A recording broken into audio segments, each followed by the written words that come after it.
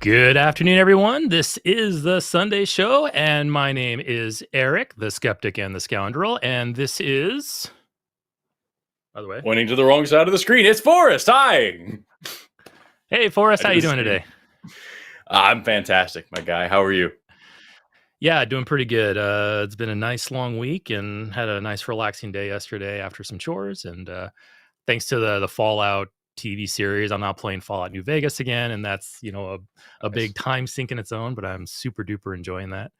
I'm wanting to check that out. Yeah, I totally recommend it. In fact, we can talk about it after the show, but it takes a little finagling to get it working because it's such an older game, but man, it's worth it. But anyway, yeah, welcome everybody. This is the Sunday show. Today is April 28th already. This is pretty crazy. We're almost into May. This is a live call-in show. We are here to take callers from atheists and theists alike, although we do prefer and prioritize theist callers. So if you're a theist caller and you would like to call in to talk to us about what you believe or you think we should believe, or you're having doubts or questions, or you're just looking for just some support, we're here to talk to you. The phone number is at the bottom of the screen. The phone number is 720-619-2288, or you can use the web link down in the description. So yeah, Forrest, tell me what's going on. What's new in the world of science? You up to anything interesting lately? Anything good in the news that you want to share? Yo, I am just as usual working on 80 different things right now. I've got a really cool charity project that we're going to be releasing this June that I'm currently putting like some I'm like halfway into it, but like I'm putting final touches on like early things. So like it's going to be really exciting when it's released. So like stay tuned for that. It's going to be awesome. We're raising money for Doctors Without Borders by playing a tabletop game. Also, I've got like finals happening. I'm about to go give a presentation on like microRNA and post-transcriptional gene expression regulation, which is freaking dope. If you want to talk about that for like 45 minutes, I'm down. I'm just, man, science is sciencing and shows are showing, and like I've got an amazing year planned for like really cool stuff that I'm going to put out. Well, that's great. Yeah, it sounds like you're being very productive there. So are we ever... I cannot believe it's May, and I'm terrified. Yeah, it's crazy how the year just melts away like that. You're like, oh man, I haven't done that project in several months that I keep on putting off. Or for me, I'm especially bad. I'll make promises to friends that I'm like, yeah, sure, I'll touch up this piece of Photoshop work for you or whatever, and then I forget about it for like 2 months until they remind me, and I'm like, oh god, I forgot about this. It's nothing personal. Yep. Just, ask my wife. I drop stuff all the time. I'm notorious at it. So it's kind of the same here. I got a lot going on, mostly personal projects around the house and stuff. I own my house is small, but the property itself is fairly big. It's about 4 acres. So it's like I'm constantly, like, especially with spring in the air, all the grass is growing. I'm having to like do landscaping and maintenance and some projects that I was wanting to do, but it was too rainy all winter and all that. So I've been fairly... You could just keep building the house and get like a Hello Neighbor situation going on with like this labyrinthine manor that you start building up when you run out of space wide. You know what I mean? Yeah. If you can enter, but man, you're really lucky if you leave. No, actually, I've played around the idea of starting my own commune up here. I could be like a cult leader, get some people working the land. I could put them in like some like drop trailers. I could have like maybe just a nice title, just something modest like the father or glorious leader. Yeah, that'd be a fun thing to do. Anyway, okay. So again, welcome everybody, folks. We have some announcements before we start. We already have a couple of callers already coming in. We have a maximum of 4 slots, right? I should probably ask this before the show. We have 2 slots left if anybody else wants to call in. As far as announcements, we have a Patreon. Everybody knows about our Patreon, but I'm going to tell you about it anyway. Patreon.com/calltheline. On the Patreon, we have a brand new podcast, which we call Live on the Line, where Jimmy just intrudes on people's lives, just randomly just calls them out of the blue and demands an hour or so conversation. Forrest, I think you were the victim of that fairly recently, according to the last show. Yeah. But anyway, Live on the Line. Jimmy's going to call up various content creators and line associates. I'm sure one day he'll hit me. And then, just have just an impromptu conversation about whatever. And then he posts it, and hopefully for your enjoyment. Is it Live on the Line or Live on the Line? I've asked 3 times, and I think both. I've asked 4 times. From Jimmy twice, he says it's Live on the Line. So I'm sticking with that, unless he's playing some type of a long, elaborate trick on me.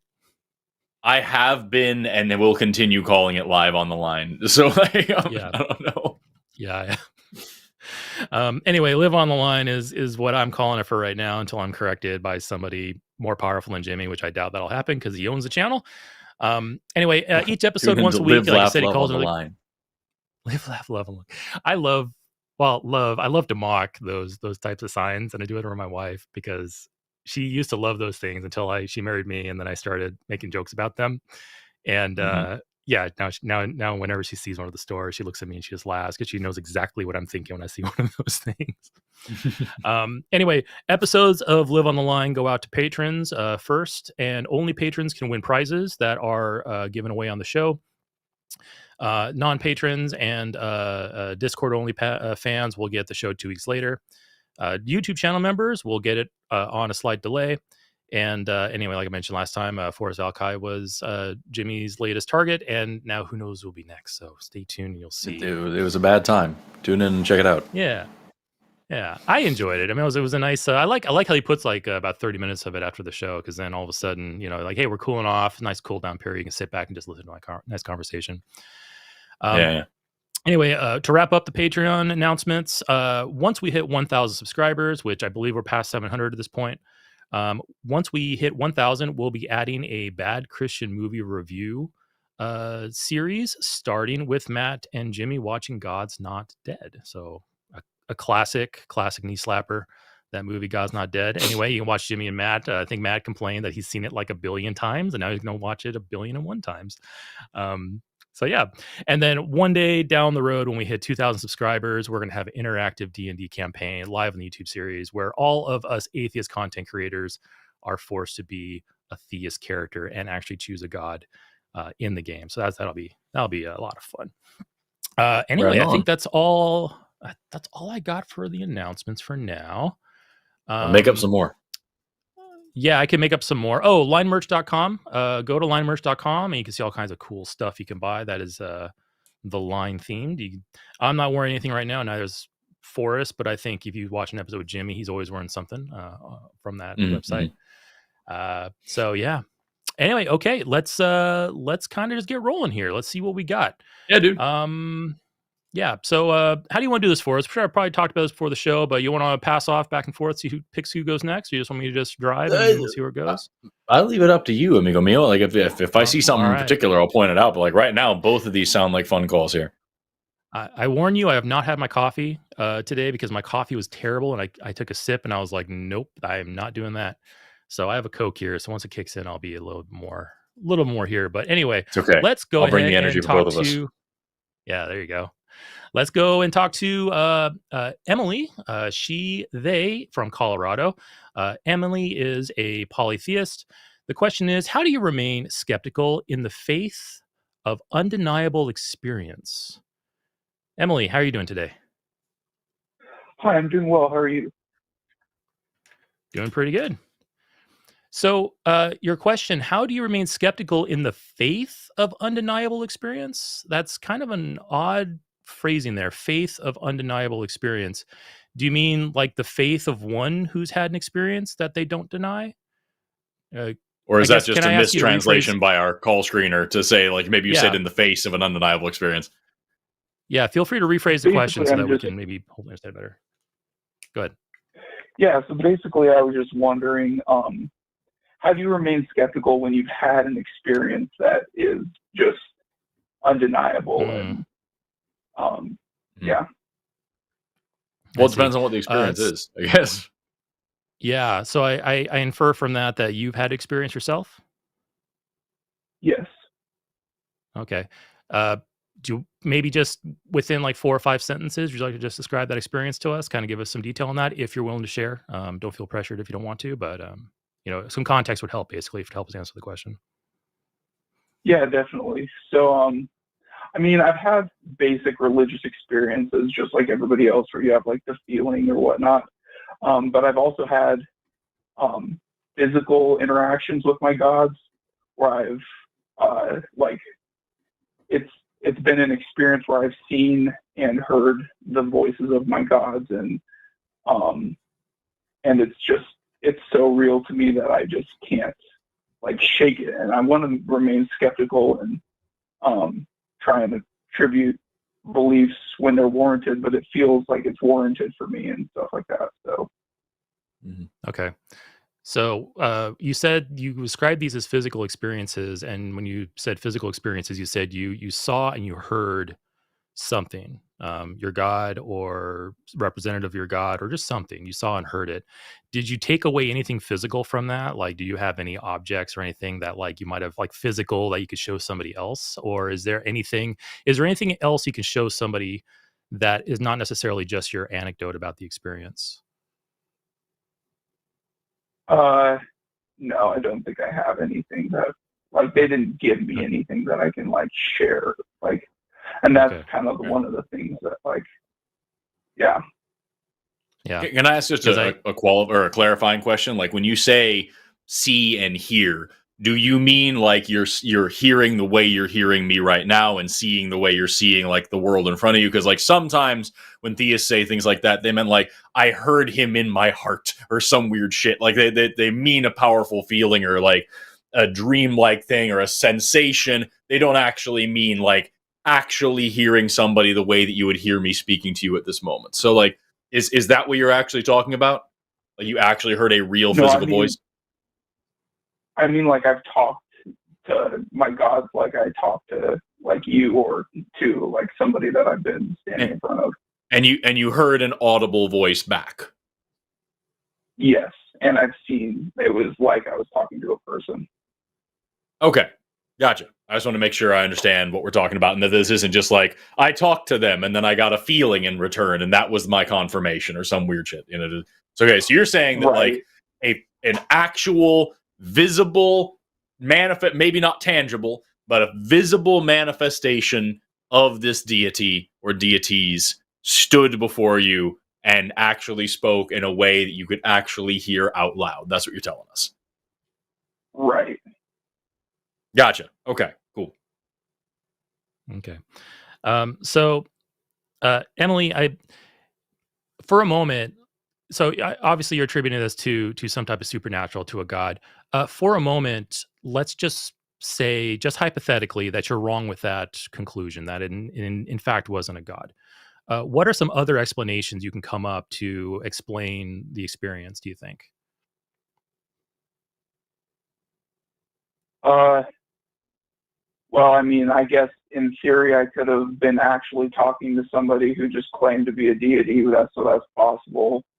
It's possible. I could have been imagining it. And those are kind of the things that kind of stick into my head.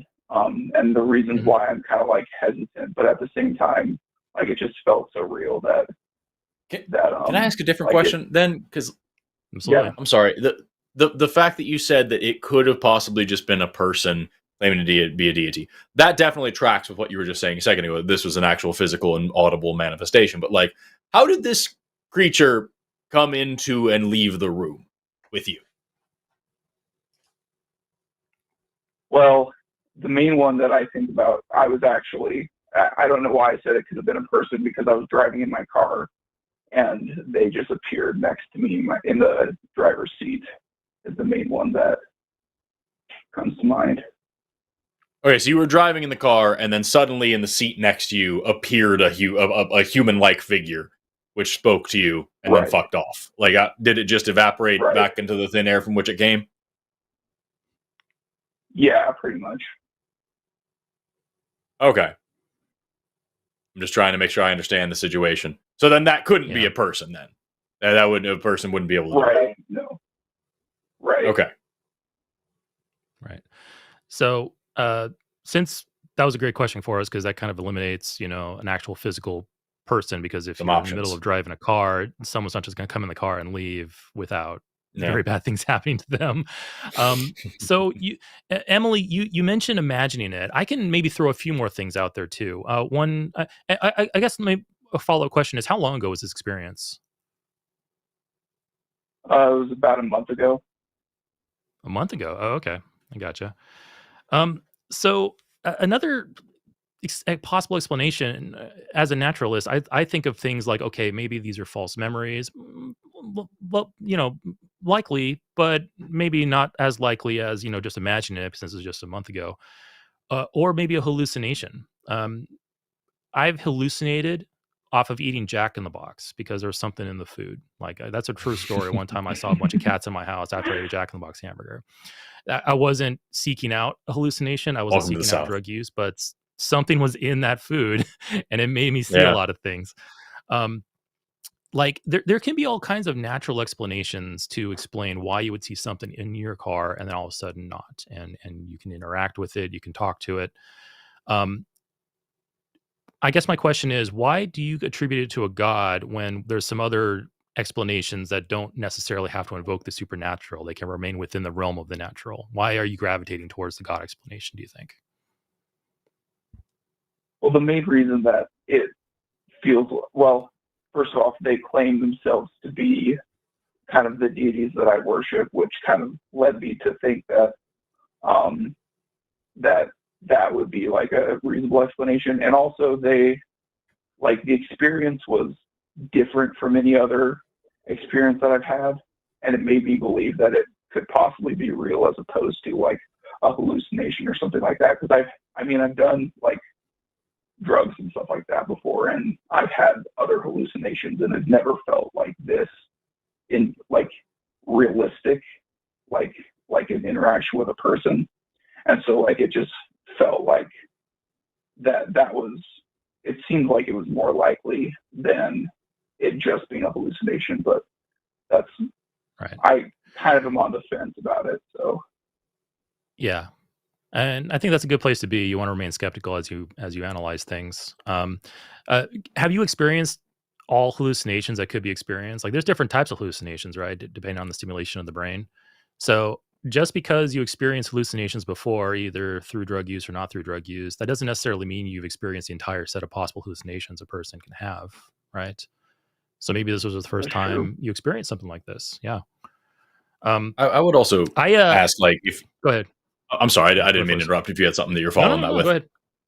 Go ahead. I would just wonder, like, Emily, I'm sure as someone who says that they're skeptic, and you clearly, I've seen you've called this show before, so clearly you watch our show, so surely that, like, there are plenty of other religions out there and plenty of other religious people out there who have had or claim to have had similar experiences to yours with different gods and different deities, which would not be compatible with yours. So, like, is it more likely that your gods exist and that this is a whole thing that's like, there's some great supernatural conflict going on between these different deities, and that, like, everybody's actually seeing these different gods, and that there's this whole supernatural realm full of different creatures out there just waiting to appear in somebody's car? Or is it more likely that, like, when people have whatever this hallucination may be, they see what they want to see? In the same way that people who have near-death experiences tend to report seeing their gods, seeing their heaven, seeing their beliefs whenever their brain is starving of oxygen. They just happen to see the religion that they've been indoctrinated into.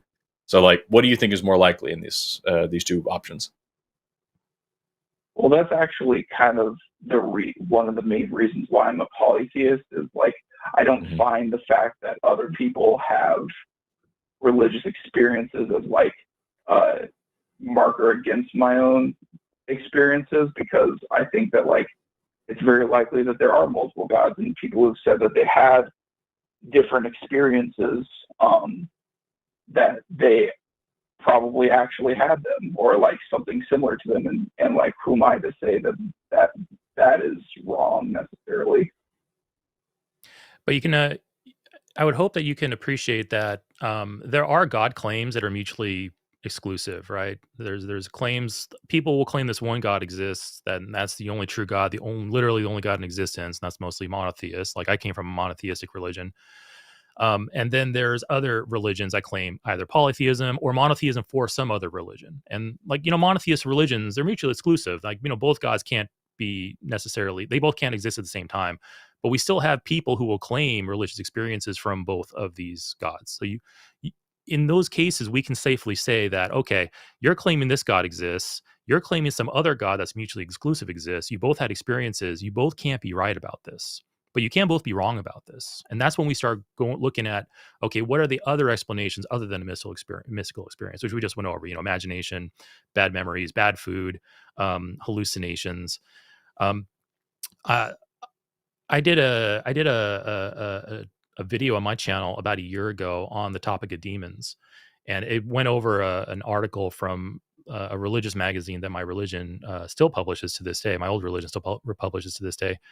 And it was on this guy named Ralph Anderson and his experiences with demons. And he very vividly and with a lot of detail talks about all these demonic experiences he has. And the entire video, I was picking it apart, basically showing these are naturalistic and more plausible explanations than the supernatural.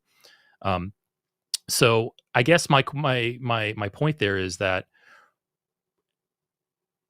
we live in a natural world. We are all natural beings. We all live in a part of the universe. We know the natural exists. So it's usually better, always better, I would say, to gravitate towards naturalistic explanations until you have a threshold of evidence to demonstrate the supernatural exists, and then you can start experiencing, or then you can start using that as an explanation.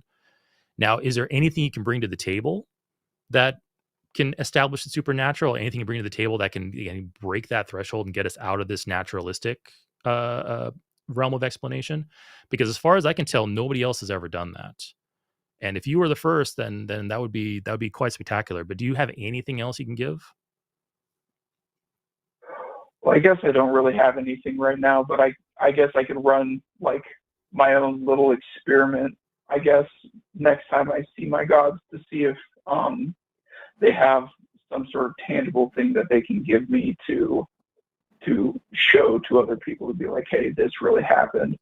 And then if not, then maybe it would be reasonable to be like, okay, maybe I am just thinking this up. Or that would be a good test. Ask this god for like look up some unsolved math problems. There's lots of unsolved mathematical problems out there. There's, in fact, I think there's like a list of 10 or 100 that have like a prize, cash prizes, if you can solve these age-old mathematical problems. Some of them are hundreds of years old. Ask your god, hey, give me the solution for this one mathematical problem. And if you can come out of a hallucination and you can give that solution to win that money, you might have something there, and you'll be much more rich. Yeah. Yeah, I would say like I think that's probably a good step. Is like if you really believe this and you've had this crazy experience, I'm not going to deny that you had a crazy experience. I'm going to deny the reasons for your experience, or I'm remain skeptical of them. But like I believe you when you say you felt or saw or heard a crazy fucking thing. So like now next step is do it again, ask some more questions, try to get like some actual positive feedback. I mean, I don't know, maybe you said it and I missed it, but I don't think you told us what this deity actually conveyed to you when they showed up. Was it anything that you could have then followed up with and double checked, or like anything that would have been useful in your life? Or did they just say, yo, what's up? I'm this god. Peace. Like what was going on? It wasn't like anything that would be useful that I could bring to, like, it wasn't a solution to a math problem or anything like that, but it was stuff that was like directly applicable to my life. Like, specifically the god that revealed themselves to me was Freya from Norse mythology. And we talked about like identity and sexuality and stuff like that. And like she gave me advice of how to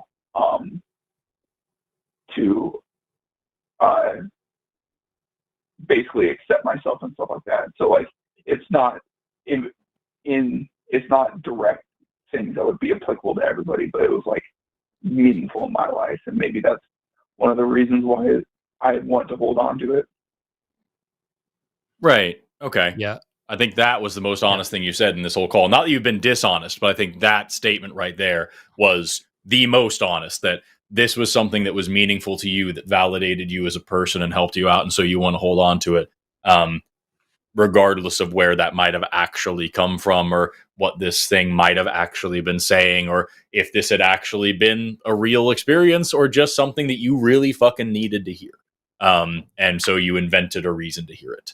Who knows? Yeah, that's a very real and human thing to undergo an experience like that, and basically like this could just be your brain just processing through life's problems, which we all have to sit down and think for a while. This might be just your brain just did something where you're maybe under a lot of stress, maybe you were sleep deprived, maybe you were worried about things, and this is just your brain just kind of handling it. So I guess to wrap up here, Emily, so I'm with Forrest. We don't deny you had an experience. We don't believe your attribution to it. We believe you're being honest with us, but we don't think actually a god actually appeared to you, because we have multiple naturalistic explanations that could fully satisfy the evidence in front of us. By your own admission, everything that you experienced from Freya was stuff that was already on your mind, talking about your wife, talking about your life. These are all things that you were already thinking about. These are things that were already in your brain. Nothing new was given to you. And so as outsiders with that kind of evidence, all we can say is, yeah, you probably had a hallucination, or yeah, you probably have false memories, or just something more naturalistic than, the supernatural. But yeah, next time you have an experience, I was going to say, like, we've had this conversation, or at least I have, increasingly, especially over the past month on this show, of like literally the craziest, wildest, most ridiculous multinational billion-dollar conspiracy theory just for the purpose of fucking with you is actually more likely and more reasonable than saying, this supernatural realm exists that we have no real evidence for. And so, like, I think you called in originally and you said, how do you remain skeptical? You do it by remaining skeptical. You continue asking questions and you say, okay, this is a pretty powerful experience I just had. Now what?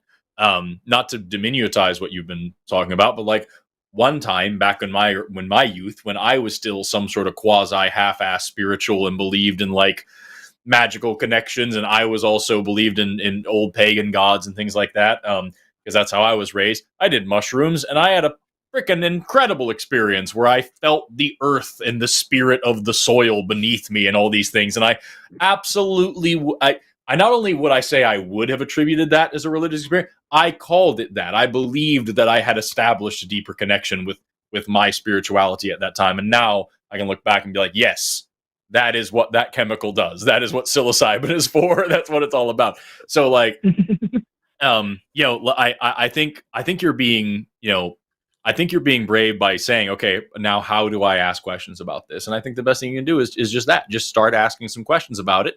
And if it's real, you should be able to get some actual substance out of it. And if this God is real and really cares about you believing in them, they should show up and maybe not, put on a whole song and dance for you, but like give you something else, give you another reason. And if it's not worth it to them to do that, then maybe it's not worth it for you to believe in it. But I think you can find meaning and value and answers about yourself and about your worth and about your life from other less problematic places.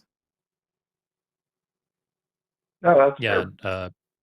Yeah. And Emily, it sounds like you're already asking the right questions. You're trying to remain skeptical. My piece of advice is don't give in to what you want to be true about it, because I would love to have a God looking out for me. I would love to know that something else smarter than I am is in control. Like I would, there's comfort there, and there's hope and meaning and purpose. But as much as I want those things to be the case, that doesn't mean that reality actually bears that out. So my advice to you is like, do your best to keep your emotions and desires out of it as you examine these things. Remain skeptical. Follow the evidence to where it leads. Don't lead the evidence to where you want it to lead. And just, next time you have an experience like this, just keep these questions in mind and think to yourself, okay, what can I do to test this situation? What can I do to see if this is the real thing or not? And gather more information and then give us a call back. Great. Thank you guys very much. Thank you, Emily. Good luck. Care. See you later. Cheers. Bye. All right, great. that was a nice, pleasant discussion. Where's my notes again? I thought. Oh yeah, okay. So anyway, Dave. further announcements. Wow, Dave. Well, I was just gonna say if half of the people in the chat who don't understand how pronouns work actually had the spine to pick up the phone, maybe we'd have a really cool grammar lesson on the show. We'd learn some things about how the word "they" works. But unfortunately, they just want to stay behind a keyboard this whole time. I don't know, man. I think if you believe something that strongly, you should be willing to call and talk about it, in front of a couple thousand people. Let's do it. Yeah, call in and let's talk about pronouns. Okay. I dare you to have a whole conversation with us without using a single pronoun. That would be challenging, right? Just always keeping everything in the first person. To the person who said, like not everyone has, it's bullshit that people have pronouns. Okay, don't use them anymore. Call us. Let's talk. Forrest and Eric will talk to, I don't know your name, so I can't say you. Damn, see? Pronouns. Ah, shit. Hell of a drug. Okay, so words, am I right? I know words are really, really difficult. I'm terrible at them. So for the rest of the week, we have more offerings here on the line. Just a few of them that are upcoming. The most important one is going to be on May 4th. We are having the RFR, the Recovering from Religion Foundation fundraising stream, where we'll have a huge array of guests, including Matt Dillahunty, Aron Ra, Seth Andrews. Forrest, you're in the thumbnail, so you're probably going to be there. I see Jesus in the thumbnail. That's going to be interesting. Yeah, this is going to be interesting. All right. That'll be on the 4th. Yeah, that'll be on the 4th. And but up to then, we have a few more shows ahead of us. All this stuff's all spread out here. I got to find it. Here we go. So tomorrow, Monday, we're going to have Skeptalk with John Gleason and London Storm. On Tuesday, we're going to have Chewed Gum with E Was Framed and Alyssa Ljub. On Wednesday, we're going to have The Hang Up with Matt Dillahunty and Dr. Daryl Ray. That's always a fun pairing. Thursday, we're going to have TACIS with Arden Hart and Stephanie Helms. And then next Sunday will be Matt Dillahunty and myself. And then that'll be the 5th. So that's going to be the day after the RFR charity run, which will be on a Saturday. And then, after dark that evening on the 5th, that'll be Forrest Valkai and Paulogia. So that's a fun combo. Love that guy. There. I will definitely tune into that. I don't recommend. Okay. Okay, well, let's get on to more callers then. We have Claire, she, her from Texas. Claire is a theist. And the topic is tradition versus scripture in terms of apologetics. Hey, Claire, welcome to the show. Hi, Eric. Just remember the house always wins. Heard you're playing an old favorite of mine, so really enjoy that. And it's Forrest, good. Yeah, I want to go ahead and thank you for. It's really good. It's too good. They know what they're doing. I've yet to play it, but I hear it's amazing. It's $10 on. It's $10 on Steam. Maybe like some HD mods to make it look newer for you, so you could just get past all the jank. But yeah, Forrest, as a trans woman, I want to thank you for your constant education of some people, and that's all I want to say on the matter there. But as for the topic, I've been talking to a lot of Eastern Orthodox people. I'm not Eastern Orthodox myself, and I find this to be an absurd reasoning. It's where they go to Scripture for everything, but once you catch them in an issue with Scripture, they jump to church tradition. And I've noticed lately, as Eastern Orthodox seems to be becoming more prevalent in like the online scene in particular, they get more and more of this, like they're going to shout stuff directly from Scripture, and then you'll just go a passage beforehand and show them how that's void. And then they'll just jump around and say like, well, church tradition holds this differently, so therefore that isn't actually what Scripture means because that was written by man. But when they say that, they're also going to say that what is written by man is like they treat it as if it's immutable. And once it is proven to be mutable, then they jump to church tradition. And I'm having trouble seeing how people parse that, because to me, I couldn't do that. I couldn't say this is what everything is based upon. And the moment that you show a single flaw in that, well, now I'm just going to church tradition, which to me, it seems, what's the word for it? It seems like presupp apologetics. It seems like theological or philosophical turtling. Welcome to religion. That's how it always works. Is like it rather than saying here's the evidence or that I'm gathering, now I'm going to build a conclusion out of it. It's here's the conclusion that I want, and anything that looks like it supports that is evidence, and anything that doesn't support that needs to be interpreted properly until it becomes evidence, and anybody that disagrees with me is tortured. So like it's I understand what you're saying. I hope you realize that is exactly what we deal with pretty much every religion from pretty much every theist caller forever. Yeah, I mean, sort of typically in the more popular sect, right? Yeah. Sorry. These. She said in the more popular sects, that's what we see. Mm-hmm. Oh yeah, for sure. But like, so it's very everywhere. Yeah. It sounds to me, Claire, like the individual you're talking to are constantly moving the goalpost back and forth. They'll move the goalpost further out when they know they can hit the mark with scripture. But then all of a sudden, when there's not a scripture to back things up, or the scripture is brought into question, all of a sudden the goalpost is moved closer and it goes to church tradition. So maybe a good question to ask these individuals you're talking to. Maybe a good question to ask these individuals is when they are saying, oh, we have a scripture to back this up, you can ask, okay, well, if we didn't have the scripture to back this up, or the scripture was called into question, what's your justification for it to be true? And then sounds like the pattern that they're following is they're going to move the goalpost back over to, oh, this is just church tradition. So it sounds like if you were to do that for every single question you have about scripture, they'll always back up to church tradition, in which case, why even use the Bible? Just go off of what these old guys said back in, the second, third, and fourth centuries. It sounds like the Bible's not really even a factor in this. The Bible's just there for that extra oomph to their arguments, but really they're just going off of church tradition, because this is orthodoxy we're talking about here. So it sounds like it's they're trying to use the Bible as some type of extra oomph to their argument when they really don't have that. And you can talk to them about the synoptic problem. You can talk to them about issues about copying fatigue, which is an interesting article I just read recently about the Gospels, about how we can kind of figure how they were copied from each other, and some of the copyist errors, very human copyist errors that occurred during that. You can talk about things like, the questionability of the authorship of the Gospels. Like, how do we know John wrote John? Well, this guy knew this guy who knew this guy who said he knew John, and John wrote it. Yeah, I think if you kind of just start peeling back those onion layers and start asking questions one by one about different claims, you might be able to get them to realize, hey, you're just going off of what just a bunch of people are saying, and not necessarily what can actually be demonstrated. Mm-hmm.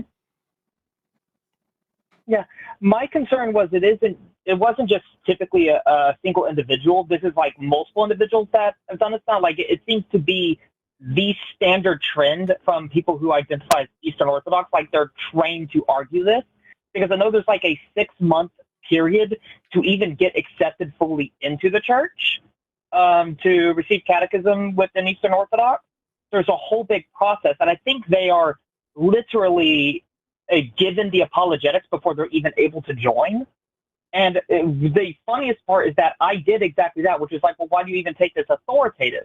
And the response always becomes, well, Protestants, they hold that sola scriptura is the only thing. Therefore, like, they're the problem here, and like, don't focus on my particular apologetics.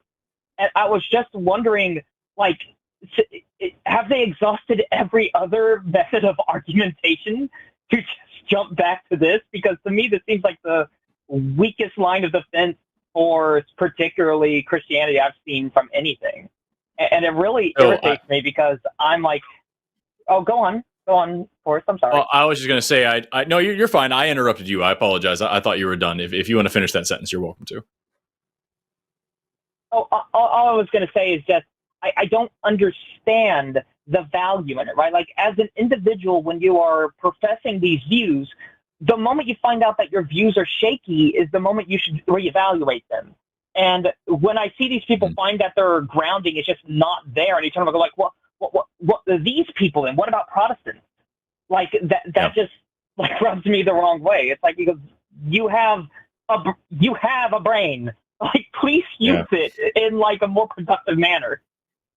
Well, so I have two things for you then. Number one, just building off of what you said, I just found I just checked. This is from Wesleyan University, which is citing a compilation where they checked how many denominations of just Christianity they were, and this particular group found 33,089 denominations of just Christianity. So over 33,000 different ways of interpreting just one book, just one religion. And just like you're saying, it's very much scriptural unless it isn't. And I guarantee, about 15,000 of those people are going to believe that the other 18,000 of those people are going to go to hell because they interpreted the book wrong. And among those 15,000 people, this 5,000 and that 10,000 think that the others are going to hell. And of the 5,000 here, these 3,000 and those 2,000 definitely believe that the other 2,000 are going to hell. And that's kind of just how it works.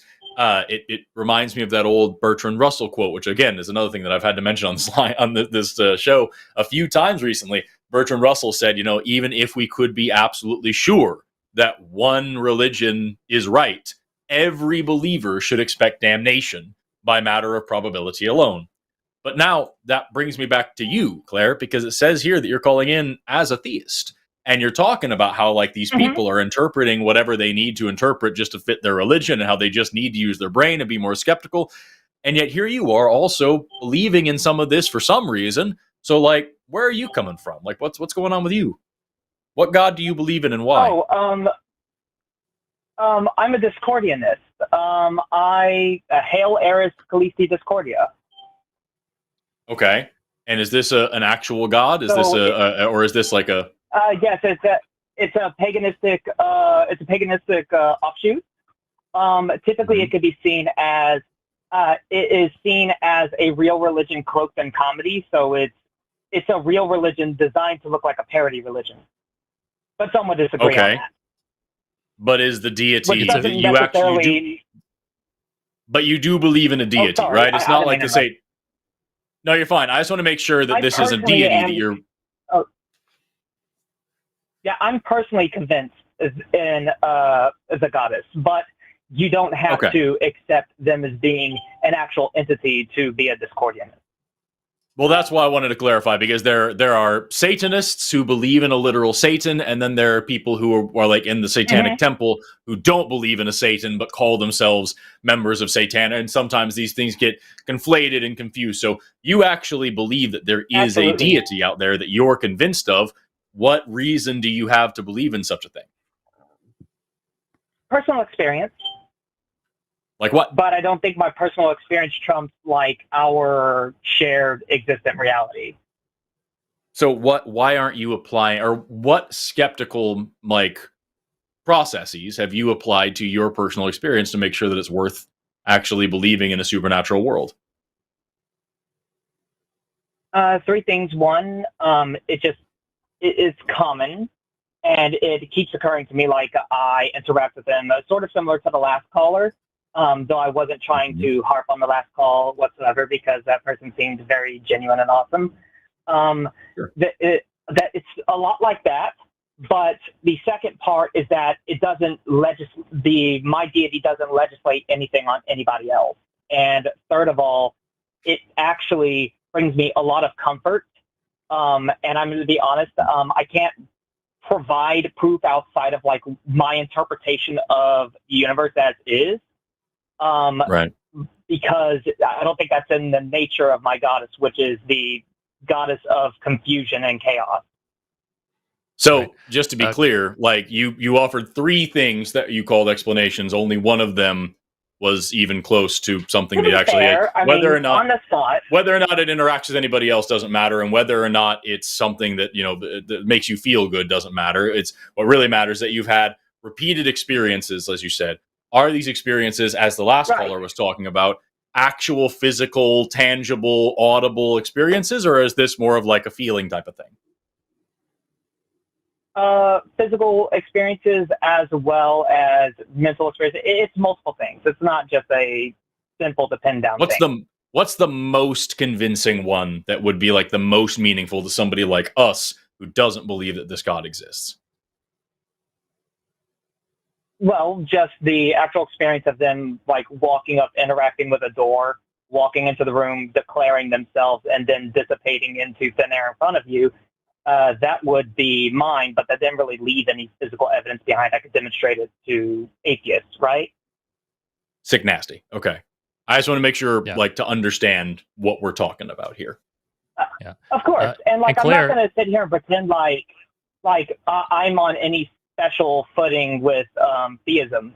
My thing is just when it comes to like convincing people of other things, like trying to convince people of your worldviews, that I think that there should be an extra level of scrutiny that should be applied, which is why I love you taking me to task.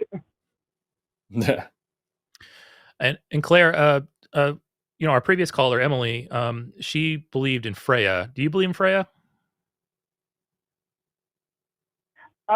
I believe that Eris Discordia is actually every single deity in disguise, and that's part of what she enjoys.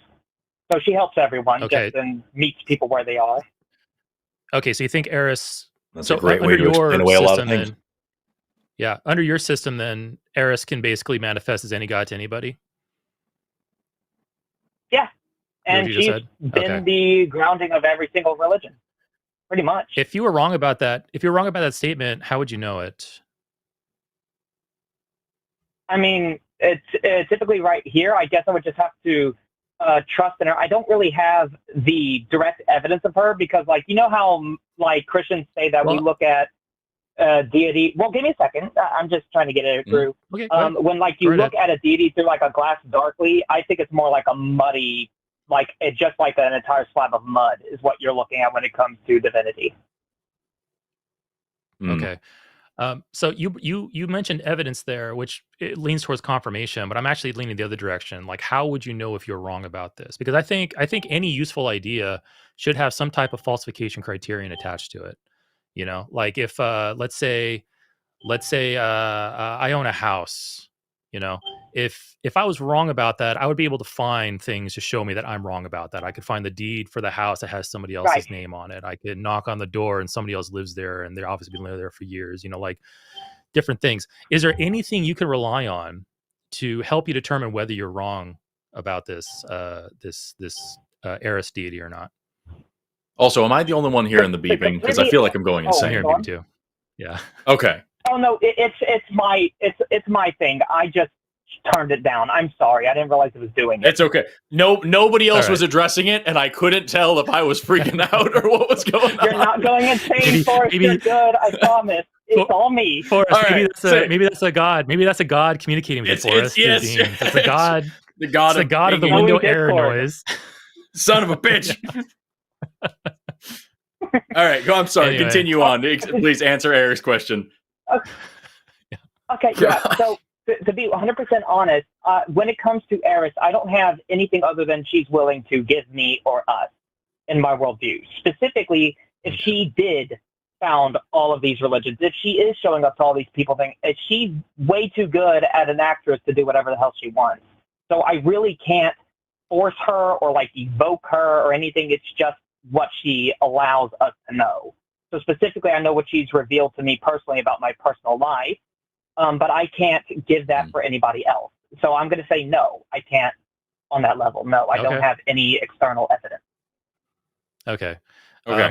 So the issue with not being able to falsify a belief like that is now you are open up to believing something forever without ever being able to. Let's say for a moment that the Eris is a false belief. Discordianism is a false religion. Could be true, but let's say hypothetically right now it's not. Now you're now stuck in a system where you can no longer escape this false religion. You are now perpetually stuck believing something because you have no exit door. And considering all... Oh, I'm sorry. Go on. No, it's okay. Considering all the religions that there are in the world, considering all the belief systems that there are in the world,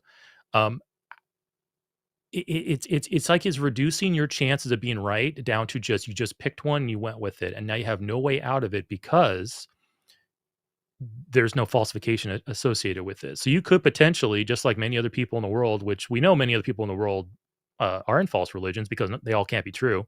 Many of them are mutually exclusive. you have no way to 33,000 determine whether Christian denominations. Yeah, that many Christian denominations, just Christian denominations. That's not talking about the Hindus or the Muslims or pagans or anything else out there. So you want to ask yourself, were you lucky enough to just roll the die, or roll the dice rather, and out of the tens of thousands of religions, you just happen to pick the right one? Or could you be in a religion that you chose because of various reasons, various emotional needs or various, wants and desires, and you just chose it based on some arbitrary criteria, and now you have no way out of it? So I think it might be prudent to ask yourself that, like, what would be my escape plan if this was a false religion? How would I know? And that's might be something you want to give some thought to. My only take on this would be, there are just those 2 points to address both of yours. One would be that in my worldview, this would mean every religion is correct to a degree. That doesn't mean that the man-made writings interacting with this ineffable being are all 100% correct in translation. But the core would be there. Like, there would be some spark of the divine in every divine text, but whatever the degree of that being. Second of all, as for me being trapped, specifically, if I become disillusioned with the goddess, I'm going to be disillusioned with her. I'm of the firm belief that you can't exactly choose what you believe, but you can supply yourself with the evidence of both sides to be convinced of either proposition.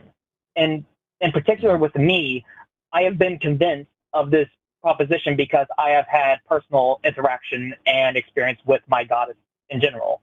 And I've had these things revealed to me, but am I going to sit here and say that this is right and I should discount reality that we all share? Like, should I say that science is wrong about things or that other people's views are invalid? I would not do so. I think what's so worrying to me about what you're saying here, Claire, is that it all sounds incredibly familiar, because it is almost verbatim exactly what I used to say when I was believing in pagan stuff when I was a kid. So I mentioned briefly in the last call, I'll say it again. I was raised pagan. I was raised to believe in very old magic-y beliefs. I believed in spellcraft. I believed in herbology. I believed in astrology. I believed in divination. I was trained in healing magic and scrying and all sorts of things. I believed in all of that stuff, and pretty much everything that I talked about to validate and verify what I was talking is exactly what you were saying. I used to say that magic is just science that we haven't discovered yet. And just because I can pull runes from a bag and tell you your fortune, that it's not just luck and random chance. It's actually a guiding spirit that we just can't detect because we lack the technology, and that all religions have some seed of truth in them because they all interact with the spiritual world around us in the same way, and they just see things through different cultural lenses and put different names on them. And in reality, all religions are just beautiful flowers in the same garden. And sometimes, you have an oppressive system that gets involved with that religion and twists it in some way, and that's where you get the Bible and the Quran and stuff, is people who are misunderstanding the actual nature of reality and putting their corruption in. But really, there's this beauty, and I said all the same stuff, and it wasn't until I started applying the same rules of logic and criticism and morality and everything to that as I did to everything else that I then it fell apart overnight, because I started demanding the same amount of evidence of that as I would for literally any other thing. And what we've got here is, I appreciate your honesty, saying that hey, this is something that makes sense to me, and it's something that I know I couldn't present to you and have it make sense to you. That's all well and good. I guess I have some things like that, but at the end of the day, they're not reality claims. They're I felt a way in the woods once, and that was kind of neat. I don't then apply that to say, okay, so then there must be some sort of wood spirits, which is what I used to believe in. I just think, hey, this was a kind of neat feeling that maybe there's an evolutionary reason. Maybe there's a something that connects to my childhood. Maybe it's this, that. Maybe it's the smell that hit my hippocampus in just the right way, and I felt the thing. Who knows? And what you're doing is you're taking that extra step that I think you would criticize other religions for taking, and saying, hey, these Eastern Orthodox people, when they don't have a scriptural background, they just apply it to whatever traditional thing they see and their interpretation of their gods and the way that they feel about it and the way that they think about it and all these stuff. And they look through this specialized lens that they've crafted for themselves. And I wish they could just be a little bit more critical. Meanwhile, here you are, looking at the world through this weird little lens that you've crafted about your God and your way of looking at it. And it's not like a crystal glass. It's like a muddy pool, and you have to think about it that way. And when you think about it that way, then you see God for what it actually is. And it's actually this lady, and she's just dressing up as all the gods and all the... You're doing the same thing you criticize other people for. And I wonder why you're okay with doing that. Well, from my perspective, I'm not doing the same thing. And I appreciate you sharing with me your backstory in paganism, because I understand that backstory, and I understand that, well, typically with paganism, there are a lot of things associated with, right? You believe in paganism, you believe in like Futhark rune readings, or even Celtic, casting sticks, right? And I guarantee as many denominations of Christianity there's about 10 times more denominations of paganism. Oh yeah, because like it's like nature worship, right? But like twisted up and like thrown everywhere, right? It's really cool, but like it is, like you said, there's a lot of like folk magic and stuff associated with. Specifically, in my view, magic isn't really a thing outside of like what the goddess influences like of natural processes. And I'm just speaking from my personal view. So like what I'm trying to get to is where I'm coming from. And I don't believe in an afterlife. It's the exact same thing I used to say though. Afterlife, but that's not it. I'm sorry, I don't mean to cut you off. It is the exact same thing. If you say magic isn't real, it's just what the goddess is doing or whatever the hell, I would then also at 15, I would have said magic is real because it's what my gods are allowing and it's this influence of them and it's you communicating with it. So how would we tell which one of us is correct? I mean, specifically in my worldview, you wouldn't be able to unless you were given a chance or something to completely discredit it, right? Like if you go to like tarot or something like that, you can do testing on tarot and see that more often than not, like it doesn't hit versus the times that it does hit. But like you take the hits and you put so much more meaning behind it. It's more like a fun psychological tool that people can use to play with, right? Same thing and with if you had said that to me at 13, I would have experiences, right? And if you had said that to me at 13, I would have told you that it always works. You just don't always notice the way it works. And that sometimes the cards tell you what's going to happen. Because I believed in tarot. Sometimes the cards tell you your future. It just doesn't come in the way that you interpreted it. And that's the major issue, is interpreting the cards is faulty, but the cards aren't faulty. That's what I would have said to you. Claire, and how would I know that I was wrong? You wouldn't. There's no way to get out of it. And Claire, to hook onto that. I could just sit here and say, like, it's meaningful to you, right? And I can't really take that experience from you. That's the end of it. That is the end of it, Claire, is that it's meaningful to you. Therefore, you apply more meaning to it and believe it means more than it does. And that's what Eric was trying to get across, is like, you don't have an out. All it is if I want to believe it, I'll find meaning. And if I don't want to believe it, I'll discard meaning, which is exactly what the Eastern Orthodox people that you originally called in to complain about are doing. It's just wearing a different hat. Not exactly. Tell me the difference. Like, because when we talk about the Eastern Orthodox, they go to their scriptural basis, right? And once they place everything on that scriptural basis, then it becomes a dishonesty switch to tradition, which is a dishonest switch tactic, right? It's a goalpost. That's so not what Claire, I'm doing. You who don't have a scripture, you just put it on your goddess, and when it doesn't work with the goddess, then you say, well, it's muddy waters and you can't see divinity. It's the exact same thing, wearing a different hat. I can sit here and say I'm wrong. Nope. So Claire, you just said you could. Actually. Go ahead, Eric. Claire, actually, I want to rephrase what I said earlier. It's not actually moving the goalpost anymore. This is really confirmation bias in disguise, because you just talked about tarot cards. Think so? And how? Okay. So you talked about tarot cards and how with tarot cards, we can count the hits and discount the misses. And by using that type of system where you completely remove falsifiability from the equation, now you have no real way to determine whether that's actually true or not. But you were just criticizing tarot cards a little while ago, along with Forrest. But isn't that exactly what you're doing with your god, Eris? You're saying, oh, Eris appears to me as Eris, and I believe this. But when Eris appears to somebody else, like our friend Emily earlier, oh, Eris now appeared as Freya. And so now you're basically counting the hits on yourself and discounting the misses from other people. Any evidence to the contrary of your position has been shaped and remolded to support your position. And that's what we went back to earlier with falsification. With a system like that, there's basically nothing available to tell you whether you're wrong or not. You're forever stuck in a loop of this religion, and this could very well be a false religion considering how many other religions are out there. I mean, I can see where you would think that, but to me, like, the experience informs like my religious understanding, like it informs my particular experience. Like, that isn't the wording I want to use there. My experience informs what I believe. My religious and understanding of my religion is my understanding of the world as is, right? But just because I have this currently doesn't mean that I'll always have this. For instance, the only constant is change, right? Once evidence is presented, I am more than happy to change, right? Like I said, I can't choose what I believe, but I am convinced of this by the evidence presented to me. But that's how is that different from like pulling cards out of a deck, right? Like randomly and shifting it around and saying like, oh, this is an abstract, vague thing, so therefore it fits me because it's vague and it's designed to map onto a person to give them different psychological feelings, right? It's not the same thing. My religion influences my worldview, and I'm willing to change my mind with new evidence, but it just so happens that the evidence for my religion influences my worldview.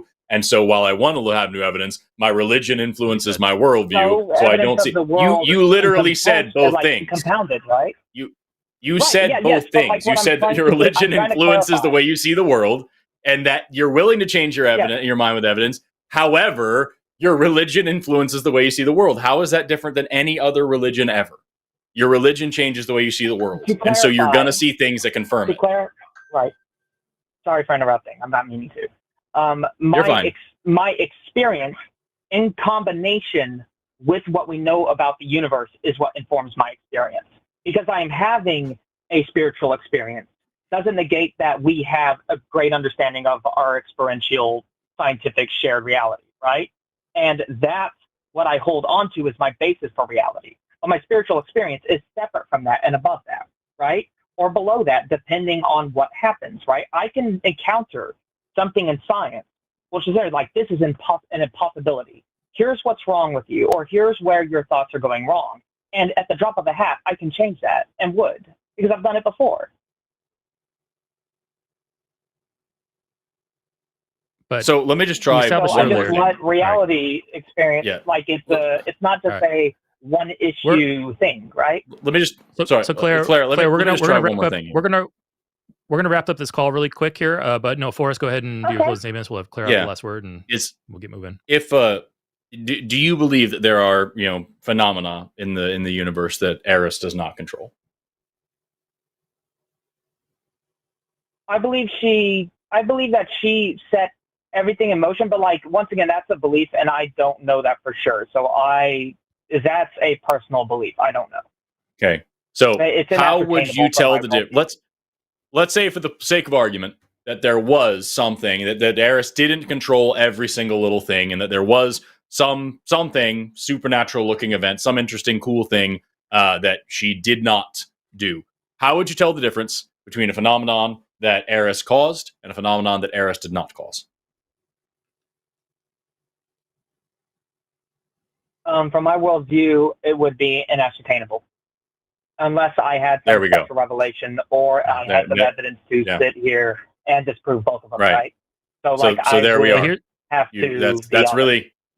That's the long and short of it. You believe in Eris, and because you have no way of ascertaining whether or not Eris does anything, you just assume that she does, and you roll forward with that. And that is, again, I have experience everything we've been talking about, which is different.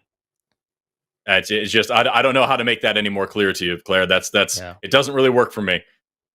The point being, Claire, is that literally any experience you have, literally any experience you have, or any experience anybody else can bring to you, that's just Eris in disguise. It's just Eris being a trickster. That's Discordianism. So you really have no method to determine whether you're wrong or not, and we're not going to accept that, obviously.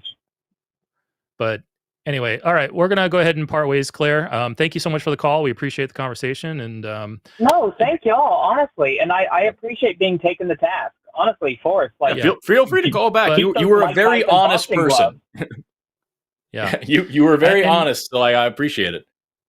Yeah, and maybe some homework. Well, Think to yourself, I despise this honesty. Yeah, thank you, Claire. But as maybe some homework, think about just a single falsification criterion you can come up with. What is one experience somebody can present to you? What's one experience you can have? What's anything that could show that your position is incorrect? And come back with us, talk to us about it. We'll see if it's actually falsification criteria or not. I would love to. All right, Claire, thank you. Y'all have a great day. All right, take care. Bye. See you later. Okay, so let's break up the theist streak here, and we'll go with an atheist. We have Cloud, he, him, in North Carolina. Cloud is an atheist. His question is, how to convince my mother to call into the show? And, hold on. The clicky thing didn't click. Come on, there we go. Hey, Cloud, how you doing? That's Eris. Yeah, I'm doing good. How are you all doing? Yeah, that's Eris.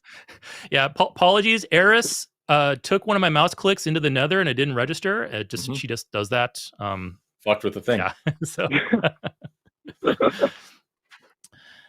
So Cloud, you're asking about how to convince your mother to call into the show. If you want to give us some context, tell us a little bit about what's going on. So my right now my mom, she's over and she's listening to the meeting. I think I've spoken to you before, Eric, but she is a Jehovah's Witness. I think so, yeah. About Jehovah's Witness, she's been one since she was a child. And so, you know, Jehovah's Witnesses, younger creationists, they don't really accept evolution. Like I went recently just to make sure, like in case they change their views on it, they quote like Michael Behe a lot, is that type of thing. And so right now she's listening to the meeting, because if she wasn't, I would have tried to see like she would call in now. But just knowing my mom, there's a thing where I've tried explaining multiple times to her, like why specifically just breaking down the articles and like all the things that are wrong within them, why they're wrong, how we know they're wrong, and she won't listen to me. And it's kind of a thing where I like, in specifically like with a lot of religious people, but also I'm Black, so like in the Black community, it's a very much a child stays in their place type of thing. It doesn't matter what age you are. If you're someone's kid, they will always see your opinions just being whatever. So I feel like what better show could there be than for Forrest, who is an educator, specifically in evolutionary biology, among other things, and also Eric, you being an ex-Jehovah's Witness for, I think you said you were a part of the organization for like 30-ish years, if I'm not mistaken. Okay. Yeah, since what would from be like birth a better to about place for her 27. to call in? Yeah. So exactly. And for her, she's been in it longer. So it's just, I want to see if you guys have something that I couldn't think of that could help. Yeah, I would be delighted to talk to your mom, but the problem is if she's a good witness who follows the rules, she would not be delighted with talking with me, because I'm an evil apostate who has fled the organization. I now actively work against God and his Holy Spirit. I am the worst scum on earth. I am irredeemable. There's no hope for, even if I were to have a complete 180 in my own mind and I honestly believed again, there would be no way for me to get back, because I've committed unforgivable sins against the Holy Spirit. You're going to have a real hard time getting her to talk to me. So as much as I would love to talk to her, I think here's the thing too, like with people in their deeply held beliefs and in their cherished beliefs, the more you actively work against it, the more you actively try to talk them out of it, it tends to reinforce the belief, because your mom's been told by the organization, those evil apostates are out there to trick you. They want to pull you away from God's true organization. This is Satan's snare. He wants to get you out and turn you into a part of his world and just chew you up and spit you out and discard you. Those are any active action against her and her belief will reinforce that and make it that much more difficult. So getting her, like the way you phrased it, how to convince my mother to call into the show, the more you may attempt to convince her to call in, the less likely she will be. What I recommend doing is, instead of actively taking a proactive kind of attack on her belief, start asking questions. I think I might have said this to you last time. Start asking like more street epistemology based questions.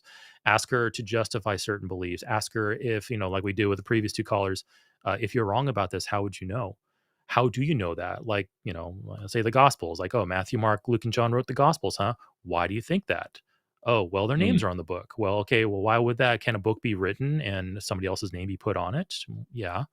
Okay, what other reasons do you think that you believe Matthew, Mark, Luke, and John wrote the Gospels? Start kind of presenting non-confrontational non-invasive, non-threatening questions. Make her justify her own belief. And if she's an honest interlocutor and she's honestly, interested and invested in justifying her beliefs and knowing that her position is justified and supported by evidence, that might get her to start thinking. And that might start getting her to ask her own questions and approach you more about things. That's exactly what happened to my dad. That's exactly what one of my brothers has gone through. I didn't actively work on them. I just was passive, and I asked them questions when they presented me facts about the religion, and answer their questions honestly. So anyway, in a nutshell, getting her to do something will most likely counterintuitively not get her to do that thing. She'll be more resistant to doing that thing. You need to take more of an indirect approach. Yeah, I think, Eric, you hit something really well on the head there. You have this religion that tells you that like one sign of the end times is that more and more people won't believe and will try to come against you and all these things. So like, it's just the more you say this is wrong, the more that proves it's right. I think that's a really, really, really important thing to keep in mind. As for like, actually, if there was a way to get somebody to call on the show, I don't have anything more interesting than what Eric said. I would just make sure to point out that occasionally, I don't think you would do this, Cloud. You wouldn't be talking to us if this was what you were going to do. I just want to put it out there in the ether for everybody here. Just make sure that if you do eventually get a family member, a loved one to call in to talk to us, that they know what they're getting into and who they're talking to. Oh, yeah. Because different hosts have different styles. And, if you put your mom on with Matt and she gets, shouted down because she said something, incoherent or weird, it might be a lot worse for her than if you put her on with me or Eric, who's going to, blah, blah, blah, was sweet, or if you put her on with Jimmy, who's going to, come at the why do you believe this more than the what do you believe. So yeah, just make sure that they know, what's going on and make sure that they don't get surprised when they're having their belief challenged publicly and they're, you're going to talk to people on a big stage who are going to ask you very hard questions and challenge you. Here's their expertise and here's why you should talk to them and here's what you can talk to them about. I think just make sure everybody listening, if you have a family member you want to call in, please fucking do that because you're a dick if you don't. I was 100%. She knows about the show. It's just she's never she won't watch it, but I explained to her what different hosts do. I wouldn't try to blindside her like that. I know that would go horribly. I didn't think you would. Like I said, you wouldn't be calling us asking these questions if that was the case. I just want to make sure to put that out there because we get calls like this sometimes, and they're like, if I can get them on the phone, then you can just destroy the religion. It's like it's not going to work that way, and you're going to look like a douchebag. Yeah. So don't do that. Yeah, and keep in mind too, a lot of times when we get aggressive with somebody on the phone, we're usually doing it for the sake of the audience, not for the person on the phone. It's kind of dark, but sometimes the caller is a sacrificial lamb for the benefit of the audience because that caller's show is going to become even harder because these atheists really abused me. But the audience can see, wow, these ideas just got torn apart mercilessly, and this caller had no response against them. They're usually the true beneficiaries of the call. Unless we're in a call like this or like our previous two calls where we were, having genuine conversations. All our conversations are always genuine, but I guess it really comes down to who are we aiming to benefit. So yeah, if you do have your mother call in, she could potentially become one of those sacrificial lambs, and then that'll make your job even harder. Let me ask you this actually. So are you baptized? Because you said you're an atheist. Are you baptized as a witness? My siblings were, but I've never. They tried to pressure me into it, but I've been questioning religion since I was 10 years old, so I never wanted to get baptized. So it's just I never did. Okay, good job dodging that bullet because that gives you some advantages in the situation here. Because I'm sure you understand, if you were baptized and now you're an atheist, you're basically inactive or you're an apostate, or disfellowshipped, all those things. That would put a strain on your relationship with your mother, make it a lot harder to interact with her. But here's the thing, though. You could potentially still cross that line if you were to come out too hard against the organization and she sees you as basically Satan's tool to pull her out. She could potentially start effectively treating you like you're disfellowshipped or effectively treating you like you're an apostate. So even though you aren't committed to the religion at all, you need to make that step, which great. You dodged a bullet, like I said. You want to be sure you don't push things too far. You want to, like I said, be non-intrusive, be indirect, ask questions and make her do the thinking. And I guess my follow-up question to that would be, what is your goal? It sounds like your goal is I want her out. I want her to see the light and get out of this false religion and start living a more freer and genuine life, because the witnesses are highly oppressive. I Yeah, guess the questions are, yeah. what is Go your ahead. goal, and what is your goal, and what do you value more with your mom? Do you value a relationship with her, or you value getting her out, perhaps at the sacrifice of your relationship? Like, would you be willing to make that trade if that was something on the table? Well, to go in order. So what I want to get out of it, like how you mentioned a little bit earlier about like the oppressive side of Jehovah's Witnesses. Another thing that I don't think a lot of people know when it comes to like Black people who are in the religion, they like for a very long time. It wasn't until I was in almost like 16 when we were allowed to wear like braids, right? So that was a huge thing to where like they would control. I'll never forget they shaved my cousin's head in the hall because she had braids on when she went to go visit her dad. Wow. It's just like this remembering. Wow. That is just like, and so it's just, I know growing up seems like the restrictive things they've done. I have a niece, and so she spends a lot of time with my niece, and it's just, I remember when we were watching, it was a little while ago, we were watching like a little nature documentary together, and she just mentioned how she hates that they keep using the word evolution every time they were talking about like any plant or anything like that. And I just realized that as like my niece, as she's gotten older, she's starting to spout some of the same like teachings and doctrines of the organization that's incredibly anti-science. It's just like very just regressive in terms of how she'll actually be in the world and like what the reality actually is. I don't want her to have to go through that. So the easiest way is like, okay, let me speak to my mom about this and get her, because also I don't want her to stay in it. And it's for whole other things. It's just like, I don't. So yeah, I guess the main goal would be to get her either out or less so deeply entrenched in it. Okay. I gotcha. I think I remember. I remember our discussion a little bit now because you did mention your niece, and how I think my suggestion to you was start providing your niece the tools to start thinking for herself, critically think, analyze, and question things. I'm remembering the conversation now. Yeah. About that, and I tried Go that, ahead. and what I was afraid would happen is that she just said, "Well, Grandma told me this, and that if you're going against that, then you're going against God." And it was like, "Well, fuck me then," like. Well, I tried, but what do I do after that? A good question there is, do you think Grandma has ever been wrong about anything? And ask questions like that. It's like, have you ever been wrong about something? Do you think adults have ever been wrong about something? I'm an adult, and I can tell you that I've been wrong about things. Like I said, you just indirect questions, get them to analyze the hurdle that's you think you're currently facing. Like you said, that your niece is just simply accepting what Grandma says because Grandma says it. And that's something built into us as a species. Our young ones just trust our elders because it's an evolutionary advantage for the most case in the wild. Religions hijack that into a situation like you have right now. Start asking questions and start getting your niece. How old is your niece, by the way? Like how, just so the questions are appropriate. 5. She's about to turn 6 in like a month. Okay. Yeah. Okay. Yeah. Just start saying, hey, start asking, hey, do you think adults are perfect? Do you think adults make mistakes? Have you ever seen an adult make a mistake? Does your grandma make mistakes? Could she be wrong about this? Could she, you start doing things like that. And like I said, you want to be careful not to go too far, because now they might deny you access to your niece. The mother or the grandmother, whoever's the guardian of the niece. You might want to be careful, not to lock yourself out. But yeah, I mean, it's a tough situation. It's an uphill fight because you're working against finely tuned indoctrination. The witnesses have been at this for 150 years, and they have it down to a science. So yeah, I know it's difficult, but I think my advice to you for that is, like I said, just ask those questions, be in it for the long haul. It could take years. If you're successful, it could take years to get these people out, and you might never get them out. They might be too entrenched. The religion might have their hooks in them too deeply. And that might be something you might just have to come to terms with and just learn to live your life the best you can with your family, enjoy them while you have them. And, just deal with the hard, use the cards you were dealt. If you can't get them to change, you just simply have to play the hands you were played. Yeah, that's all I can tell you about that. Gotcha. Thank you. All right. Yeah, man. All right, Cloud. Good luck. I think that's it. All right.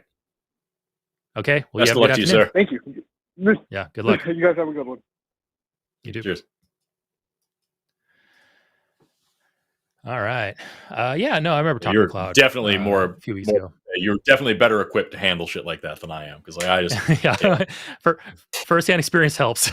So yeah, for sure. Yeah, and I have the same exact situation. Like I was baptized when I was 15, before I could really appreciate what I was getting myself into. There are many who are baptized even younger. I think I've heard of, because witnesses are like, oh, we're so enlightened, and this is a conscientious choice by the subject. We don't baptize infants. We don't baptize them when they're too young, but they have baptisms that are like as young as 9, as I've heard. I think I've heard younger, even as young as 8. It's like, how can a 9-year-old possibly know what they're getting themselves into with a religion at that age? And the consequences. Am I crazy? Don't like Catholics? They do that like to babies, like literal babies. Like they just sprinkle water on them and do so. Yeah. Yeah, I attended, I think one of the very first false religious things I attended when I left the witnesses was, I think it was a Catholic baptism of my now niece-in-law. And yeah, she was an infant. And I think it's mostly just to save them from hellfire. But it's basically member of the church. It's an easy member to get into the church. It's kind of a coming of age thing for Catholic children or Catholic families. Like an Achilles situation. I didn't dip my kids, so now they're vulnerable. Yeah, kind of. I saw a funny. I'm not sure if it was real or not. I saw a funny picture of a Catholic priest with a water gun doing the baptism because it was COVID and they couldn't get near each other. So I had this like bright green watercolor or water gun in the church, and he's firing at the baby. That's wild. But yeah, so it's the witnesses are a finely tuned cult-like organization. They are indoctrination. They get you in. Once you're baptized and in, you are locked in. And if you want out, you have to sacrifice so much: your social circle, possibly your job, any future prospects. Like, let's say, you're working for somebody in the congregation, they could fire you.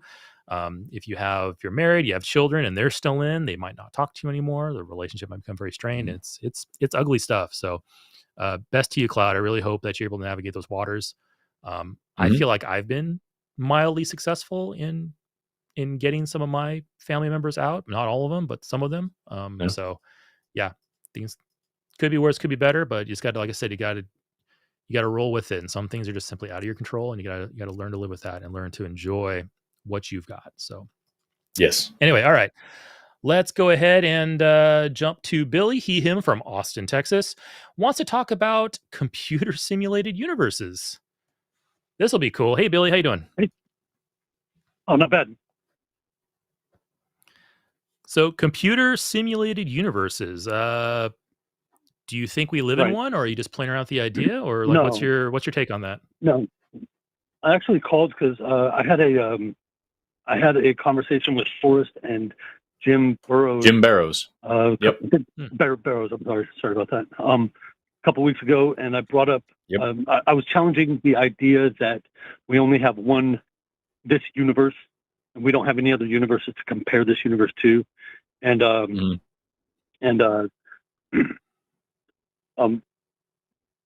they basically said that I was wrong. So I talked to Google Gemini, and I asked Google Gemini, why do scientists create computer simulated universes? And Gemini basically told me that they create those universes to compare our universe to. And so I asked Google Gemini, I was like, well, so what you're saying is that there are other universes for us to compare our universe to. They're just simulated universes, but they are accurate and precise, and they do work. God. And Google Gemini said that, that's the main reason why scientists create computer simulated universes, is for the purpose of comparing our universe to them. And so Billy, I'm okay. So just to understand, because like when I saw you on the call screen here, I immediately made sure you were the same Billy that talked to Gemini, and like I just want to make sure I'm hearing you properly. What I'm getting from this is that you took absolutely nothing from Jim's talk to you, because I'm not a computer scientist, but Jim actually has created simulations and coded them in his life. So like you took absolutely nothing away from what Jim said, and instead you were calling now to talk to me and Eric. Eric, you don't work in computers at all, do you? I do. I actually have a computer science degree. Oh, perfect. Okay, excellent. So you have one computer scientist here on the call. I don't know much about. I've just met you recently. But like, we, it's okay. So you've got one computer scientist to call, but you took nothing away from Jim, and now you're going to talk to us again about the exact same thing, which is that the simulated universes that scientists create to test ideas are actually in and of themselves real universes, and in no way are you going to relate this back to why you believe in a god. That's why I'm asking. No, I'm trying to understand what you're actually saying. Yeah. No, I never said that those universes are real universes. Never said that. I'm just challenging the claim that we have nothing else to compare our universe to, and that there's only this one universe, and we can't. Well, I mean, obviously, there's just this one real universe that we have. Right. But that's what Jim was saying. We only have this one real universe. And the reason why he was saying that these other simulated universes aren't real universes, the reason why he was drawing that distinction is because they don't have, if I'm trying to remember this call, and even if I don't remember the call, this is what I would say, is that they don't have fine enough resolution to actually capture like the full grand scale of all possibilities. So what we're talking about here is we have one actual universe-sized universe that does universe things, and we have lots of simulations of little bits and parts of that universe that can do kind of universe-based things that allow us to understand a little bit more about the real universe. As we say in science, all models are wrong. Some of them are useful. All simulations are wrong. Some of them allow us to get a little bit closer to the truth about the actual universe around us. So yes, in the same way that I can say there's lots and lots of Eiffel Towers in the world because there's lots of little figurines that have been made and sold all over the place, there's one Eiffel Tower. That's the actual Eiffel Tower. And every single one of the little figurines is wrong. It's not actually what the Eiffel Tower actually looks like. It's pretty damn close, but it's not the actual thing. And we can build figurines and test them and ask questions about them and all these things to learn about the real Eiffel Tower. But the real Eiffel Tower is the real Eiffel Tower, and the real universe is the real universe. That makes sense? You guys are continuing. Why do you guys keep changing my argument? I never said anything about simulated universes being real. Never. I never said I didn't say you did. I said that they're... Yeah. Yes, you did. What are you saying? But that's okay. What I'm saying is the argument is that we have nothing to compare our universe to, and that's wrong. Even Google Gemini says that's wrong. Google Gemini is an AI bot. All right, it's not the fucking truth. Yeah, it's just a thing. Very intelligent. And that doesn't matter. It's just a bot that was programmed by humans and has human biases. The issue is when we talk about wrong. Wait, are you saying that it's wrong? Are you saying Google Gemini? I'm saying that it can be wrong because it is a human-made machine with human biases encoded into it because it was made by humans. So is it only wrong because it agrees with me and not you? No, it's wrong for the reasons that I literally just said. Because it is a machine made by humans with human biases implicit in it because it was coded by humans and is learning from humans. So it's going to have human issues. You're saying it's wrong. That's why literally on the last show that we were on, that's why literally on the last show that I was on with Roxanne, we talked about how AI has sexism and racism problems because it learns from humans and it inherits human biases. So it's just a fucking AI tool. It doesn't. I swear, dude, if you would take a second to actually engage with what I'm actually saying rather than trying to draw some ad absurdum like thing out of what we're talking about, you might actually learn something.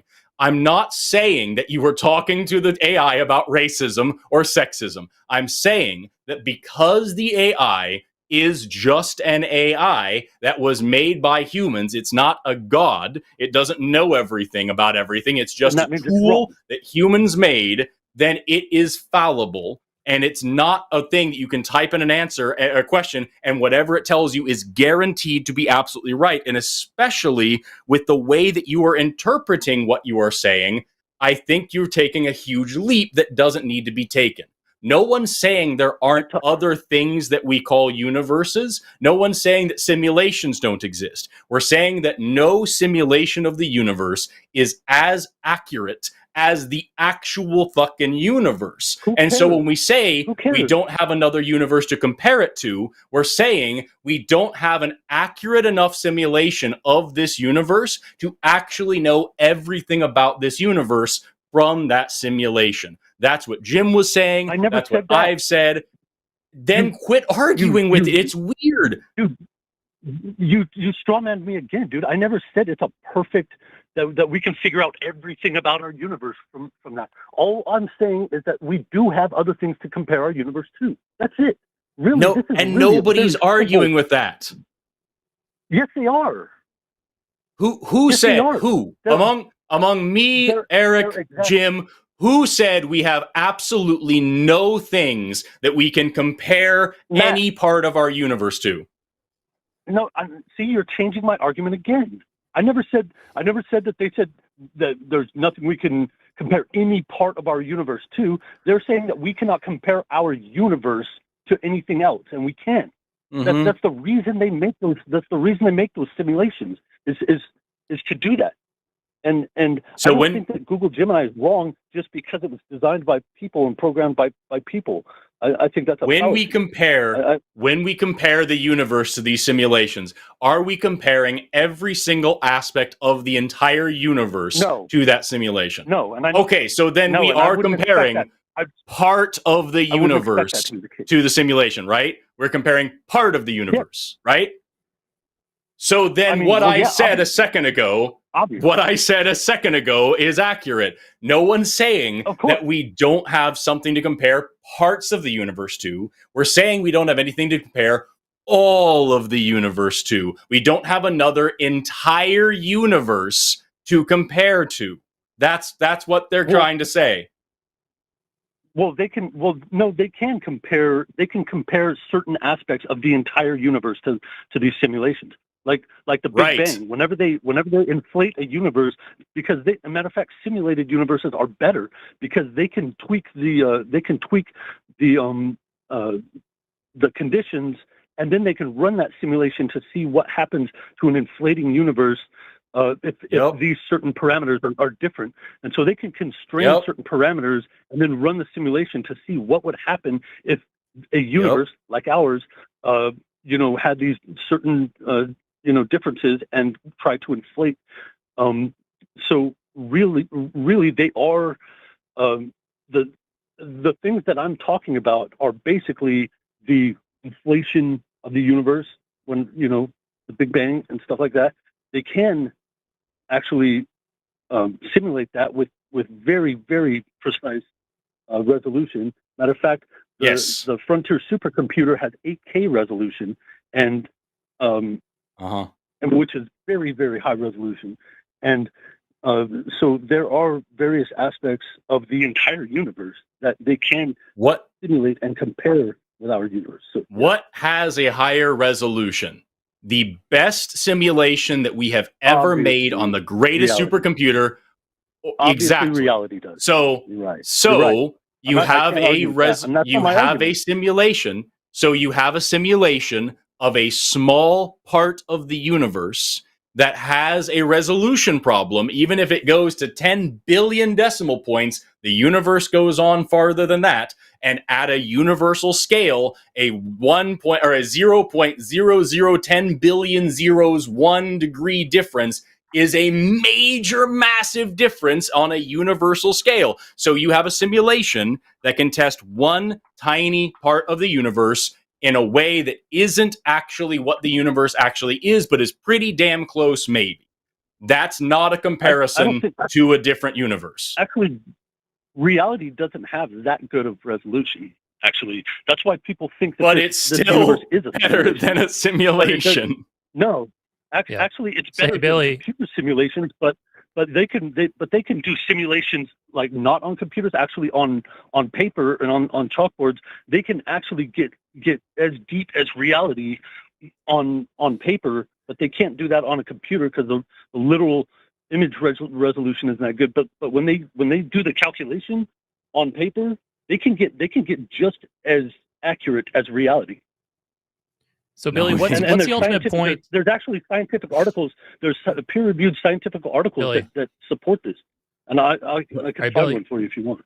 Billy, what's the main thrust of this call here? Because I'm a little lost in the weeds here. I got maybe a couple disagreements with what you said, but I'll just roll with what you said. What's the thrust of this call here? Do you have a question? Do you have a statement? Like what are you trying to point out here? Well, I mean, ever since the call that I had with Forrest and Jim, I've been trying to get more support for the idea that or the argument against the claim that we don't have anything to compare our universe to. We do. We've been doing it for 100 years. I can compare. So Billy, I can compare the universe to a glass jar. I could say, well, the universe is a container for all the stuff that reality contains, and hey, the glass jar is a container for all the stuff that the jar contains. Like, I don't even need a computer to draw comparisons between the universe and something else. So what is the big hang up about the computer simulations thing? It's fine tuned. It's the fine tuning argument. It's the idea that we don't know that the universe is fine tuned. We do know that. And I'm not saying that there's a fine-tuned universe. Billy, a fine-tuned universe would imply that there's somebody tuning it. No, it doesn't. Right? No, it doesn't. No, it doesn't. So when you say fine-tuned, then you just mean that the variables, the constants of the universe are just right to allow us to exist. They're extremely accurate. Like not extremely accurate. They're just hold on, Billy. No. Listen to what I'm saying here. Okay, fine tuning simply states that we exist because the universe's constants and variables are where they are. Right. That's really all fine tuning says. And unless you're trying to make some other point with it. No, and if you change the cosmological constant by plus minus 1 at the 15th decimal place, the universe would not exist in a persistent state at all. So, or if you change gravity by 1 part in 10 to the 60th, the universe would exist. The universe would not exist. The universe would exist in some other form. The universe would exist in some other form. We might be able to simulate those things. We might be able to imagine what those things are. Billy, hold on. Billy, sorry. Billy, just because the universe might exist in some different state doesn't mean anything in this conversation. Like, what's the point here? But the other state is that it would exist in an eternal inflation, which means it would just completely dissipate, or it would exist in a cyclic crunch down state where it inflates and then crunches back down and inflates and keeps doing that until it runs out of energy and just dies. Okay. Those are basically if that universe actually existed, we wouldn't be around to complain about it. The universe just happens to be where it's at, and we're here to complain about it. I still don't see the point you're trying to make here. Well, for those figures, you're a theist, right? That precise. Yeah. The odds okay, you're a theist, right? Do you think a God has fine-tuned the universe to be the way it is? Well, I think that I support front-loaded intelligent design theory, so I think that it was okay. Intelligent design theory. So you think so, Billy? It's a simple yes or no question. Do you think a God set the universe the way it is to create life? I think this isn't a yes or no question. I think that it set the singularity the way it is. That is absolutely yes or no question. I'm asking you, what do you think? Do you think a God exists? You're a theist, so that answer is yes, right? Yes. Okay. Yes. Do you think your God is responsible for the creation of the universe? Yes. Okay. Do you think your God tuned the universe to fulfill some goal? I don't know. You don't know. So you think the God just created the universe with no goal in mind? I don't know. There's no way I can know that. Okay. Do you have any evidence that this God actually did this, created the universe? Just the extremely precise figures of cosmological constants and fundamental force characteristics inherent in the fine scale. Did your God do this by accident? Did your God do this by accident, or did he do it on purpose? I don't know. You don't know. I mean, I think on purpose because those values are so precise and they cooperate with each other in such a way that in order for that to happen by some random chance, it would take odds that are beyond the acknowledged figure for statistical impossibility in 1 in 10 to the 50th. How did you determine? How did you determine that this is the only possible universal configuration to support life? Computer simulations demonstrate that. Have we simulated all possibilities? I don't think we have to simulate all possibilities because if you change the values by a very small amount, it immediately goes to shit. So, I mean, you don't really have to. You don't have to simulate all possibilities. All you have to do is, find the range at which it doesn't work anymore, and then that's it. That's all you have to do. But who's to say? It's But who's to say really under that that new complicated. system? Who's to say under that new system life can't exist in some other form? I mean, can you demonstrate that life can exist in a different form? That's not what I'm. Hold on, don't shift the burden of proof here. I mean, I'm asking you, how did you determine that this form of life that we currently are is the only possible one? Computer simulations. Like there's. All right, now we're going in a circle here. So, Billy, my point is, okay, first of all, simulations are even though they can be very precise in some aspects, they have very little precision in others, because these simulations run within our universe. They're confined to our universal laws. So we may not be able to test all possibilities. We may have possibilities that we have no idea about. We're talking about literally infinite unknowns. And you're saying all these unknowns are impossible to support life. This is the only one that supports life. Therefore, I think my God did it. And if you want to start fantasizing about stuff, then you can certainly do that if you want. I'm not fantasizing about anything. I'm talking about different possibilities. It's wild that a theist is accusing you of fantasizing. I have a totally different thing whenever you're done. I'm not trying to interrupt. Yeah, it's fine. I'm just about possibilities, done here. But you're proposing possibilities that are beyond the known laws of physics. So I mean, I can't really. I don't get to do that. I don't get to the known laws of physics. The known laws of physics. Do you believe the known laws of physics are our universe's physics, right? So you're saying, I'm proposing possibilities outside of the confines of a universe, and I'm saying no. I'm talking about infinite other universes that I can't possibly imagine. I'm not a physicist or anything, but I can't think about all those possibilities and say, oh, I don't see life forming in any of those. So obviously, our universe is fine-tuned for life, and because I'm here to complain about it, that's that to me, you're eliminating possibilities with no justification. I also want to throw out there, like, Billy, do you believe that there are things about the universe that we don't know yet? Well, yeah, I'm sure there are, but right. So then, wouldn't that necessarily follow that any simulation we build is in error because it can't possibly include the things that we don't know? Well, I mean, as long as when you run the simulation, if it matches with what we see in reality, then it's pretty. Again, you just said what we see in reality. You're saying Billy, what we see in our universe. We're talking about other universes. Yeah. How can we possibly represent what other universes are like in our universe? We're confined to the rules of this universe. I'm not talking about other universes. I'm not talking about other universes. I'm talking about the parameters of this universe, because scientists have already dismissed the supersymmetric model for particle physics. So there are as far as we're concerned, there are no other physics. This is it. So the supersymmetric model has been dismissed. I mean, for example, something that we didn't know about, like, say, for example, some weird shit that even I couldn't explain, ball lightning. I don't know how the fuck it works, but I know it's a thing, right?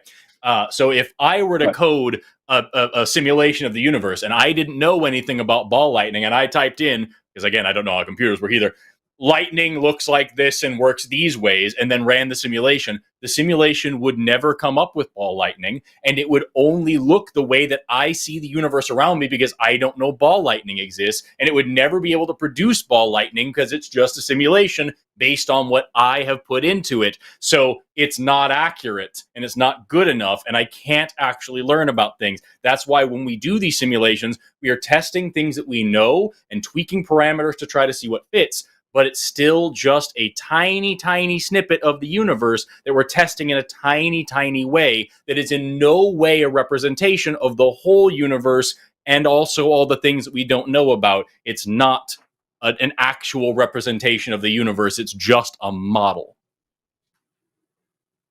I mean, yeah, you said that. You've already said that before. And yet you continue to ignore it. And I agree. And I agree with you. I've already agreed with you about that.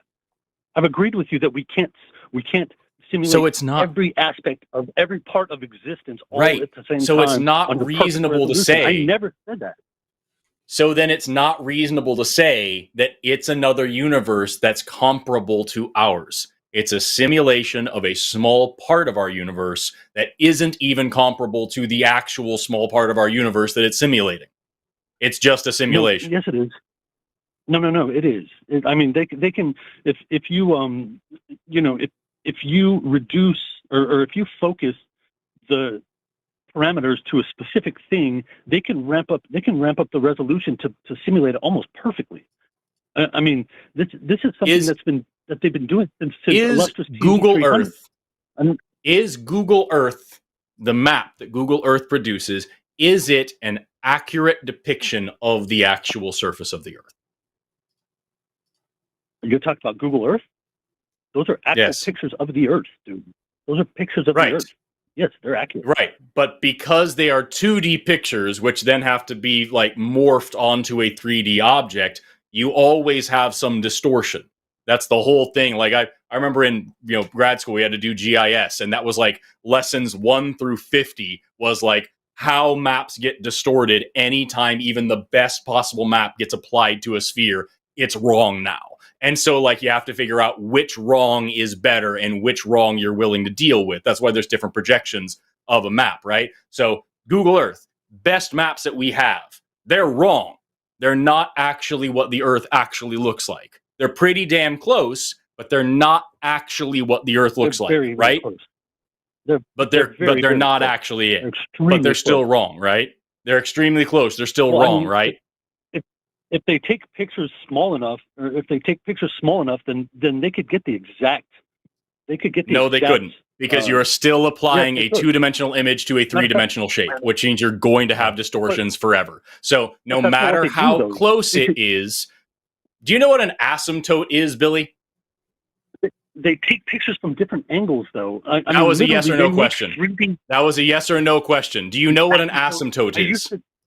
I used to know what that word meant. I don't know what that word means. It's on a graph when something gets closer and closer and closer to the axis, and it gets infinitely close. It continues to get closer and closer forever. It's infinitely closer and closer and closer and closer and closer, but it never actually touches. You just add a 0, 0, 0, 0, 0 forever. And that's the idea. It goes for infinity, getting infinitely closer, but never actually touching. That's what we're talking about with simulations. We can get closer and closer and closer and closer to reality. We can get so close that we can't tell the difference, but that doesn't mean that there isn't still a difference. And there is. And that difference, when applied on a universal scale, is monumental. That's why we don't have a simulation of the whole universe. I never said that we did. I never said that we did. I didn't say you did. I'm just making the point that you keep saying these simulations are so incredibly accurate and so incredibly close. It doesn't matter, because at the end of the day, they always are going to have a flaw that separates them from reality, which means they're not comparable to the entire universe. All you're doing is making an analogy. Do we have something to compare our universe to or not?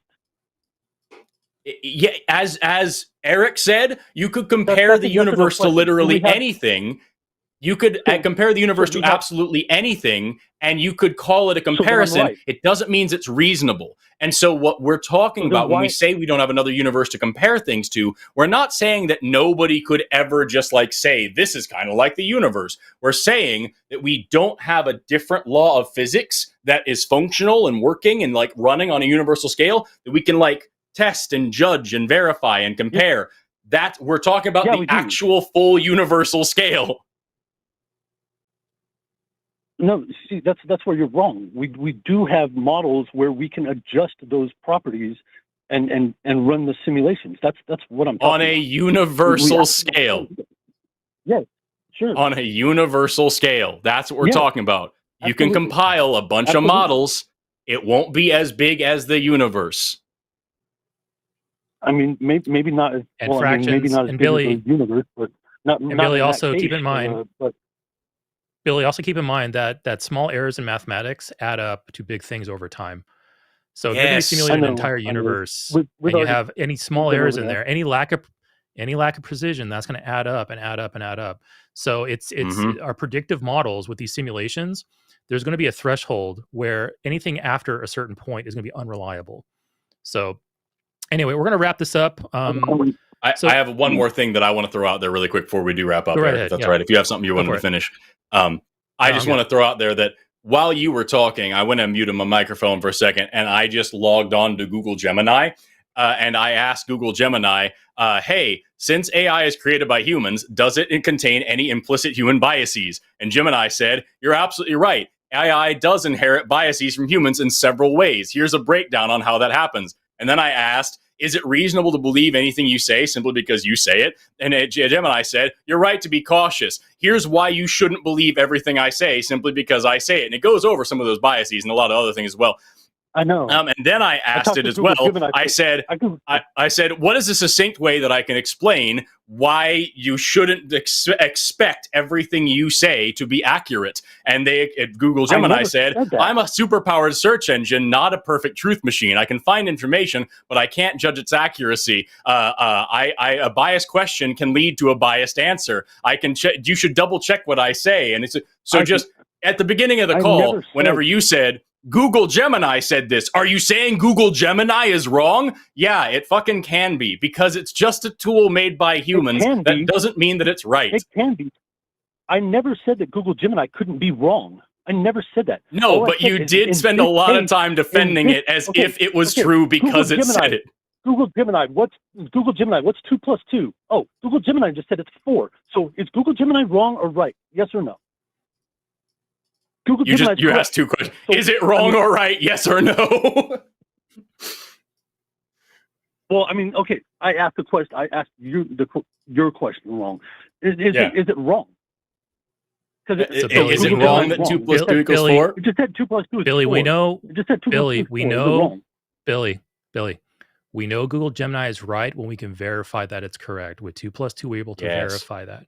When you're asking it questions about the universe and properties and such, and the computer simulations that are being run, we can't really verify that. So that's why we are doubtful about the answer that you would get. There's peer-reviewed scientific articles that support what I'm saying right now. Then present those. So Billy, then present those instead of what Google Gemini says. I'm going to call back. Well, because, I mean, are you guys really going to sit there and read a giant article right now? You're not going to. You know, if you send it to us, we just might. You know what's crazy is that, like, it's crazy because, like, when I was, like, you know, writing when I was doing my thesis for my last master's, like, one of the whole things that I had to do was present a bunch of scientific articles that contradicted what I was saying, and then a bunch of scientific articles that supported what I was saying and explained why, through my research, I was verifying one and discrediting the other. So, like, yeah, you can find scientific articles that say things. That's a cool thing to do. You should also check out some ones that say things you don't like, and to kind of like actually grapple with that evidence, and then call back with that. I do that. Yeah. No, I do that. All right. Dude. I do that. So, wait, Billy, you totally just said do like 5 times. I really appreciate talking to you guys. Like, and what I appreciate the most is actually getting to say goodbye to you guys, because usually I'm getting hung up on and yelled at and ridiculed. But it feels good to actually say goodbye to you guys and hang up. Hang up on him. Hang up on him right now before you say goodbye. Do it. All right, Billy. Let's. Billy, we appreciate the conversation. We appreciate the sentiment. Thank you so much. If you want to send us any of those papers, contact@qnaline.com. That's the email address. Feel free to send it in. Okay. We may or may not look at it. No promises, but you have a good afternoon. Also, you should call back whenever Eric and Jim are on at the same time. So you have 2 computer scientists that can talk to you about why simulations aren't reality. Just to manage expectations, I don't have a master's. I have a bachelor's in computer science, and I got one so I could become like a worker bee in a company. But I have written some simulations. I have written a city simulator. I know the basics about what's going on in there. And computers with their limitations on how to represent floating point numbers, and the way that the mathematics in computers can sometimes work out a little wonky, which I'm sure the really smart simulators writers out there can compensate for it. But I don't see how we can get the precision that's actually occurring in the universe within one of our computers, because first of all, our computers within the universe itself is going to have the same limitations that our universe has, plus the ones that we built into it due to our inability to overcome those technical hurdles or because of human mistakes, all those things. A simulation within the universe is going to have its problems. And we can't sit here and say, oh, we can simulate all this certain set of variables and constants, and oh man, things just go haywire and crazy, and the universe either infinitely expands or contracts or whatever. Like, I don't see how we can say that all possibilities will come to either that, and somehow this single instance of the universe that we're in right now is somehow the only one viable for life. I simply cannot see that. Yeah. I would love to see a paper that says as much, because they would have quite the barrier of evidence and argumentation to come over for me to accept that. Anyway, okay, let's go ahead and move on. We're going to go over to Ken, him in Ohio. Ken is an atheist. Thank you so much, Ken, for being on hold for an hour and 30 minutes. You were a real trooper. Thank you so much. Ken wants to talk about being in a relationship where your partner wants to raise the child religiously. Hey, Ken, how you doing? All right, I have an answer. Hi. Yeah, thanks have for you your tried patience, dissecting man. the boy? Ooh, I never thought of that. Is that legal? Hello? We should probably talk about this off air. Hello. Hey, Ken, how you doing? I'm doing. How I can never be certain, but at least I am. That's sometimes that's the best you can hope for, I think. So, Ken, tell us a little bit about your predicament, and feel free to ask us any questions about things. I just, fair warning, I'm not a dad. I probably never will be a dad, so I'm going to have very, very clumsy answers to these questions, if any. I can't speak for Forrest, but yeah. So you're speaking I'm to not two a dad, childless. and I have no interest in being. Yeah, you're talking to two childless schlubs. So managing expectations here. Well, to be honest, I had no intention of bringing a child into this world the way that I see it. I didn't want my child raised in it. I want to be frank, I'm a little anxious because I've never done this before, so I'm trying to calm down my anxiety. No worries. Take your time. So with my ex-wife, we were attempting to raise our child, and she had made it known that her intention was to raise him with a religious foundation. She wanted to take him to church. And I'm not a religious person myself. I abhor religion, honestly. However, being in a relationship with a woman that I loved, I acquiesced to her demands and was like, okay, I'll work with you on this. You can take my son to church if we don't fill his head with all these fairy tales about Santa Claus and the Tooth Fairy and the bunny. Because if you want to raise your child to believe in this thing, and you're filling its head with these things that it's eventually going to find out aren't true, how are they going to then reflect upon all these teachings you've been giving them otherwise? And I was vilified basically as Mr. Scrooge by her and her entire family and everybody else because I didn't want to do that. When it's not like I'm saying, let's not do Christmas, let's just not fill his head with all these imaginary things.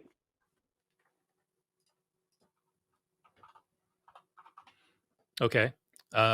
So are you asking for advice on kind of how to navigate these waters, or I guess that's my first question, and then my second question is, what's your ultimate goal with your child? Like, what would be your ideal future for your child with regard to religion? Well, as a curiosity, I think is a primary spark that I think we should all cultivate in our youth, and like, I didn't like the idea of sending them to church because that would kind of tamper with that, in my opinion. But like, and what really confuses me is the ultimatum that I gave her of, you can take them to church if you don't do the Santa Claus and Tooth Fairy and all this other stuff. She elected to not take them to church just so that she could do the other stuff. That's so interesting. It felt to me like, right, it felt like she wasn't even really convicted in her belief to begin with. It was more of a, how do I want to say it? A family cultural thing. Yeah, that's what I was about to bring up there. Yeah.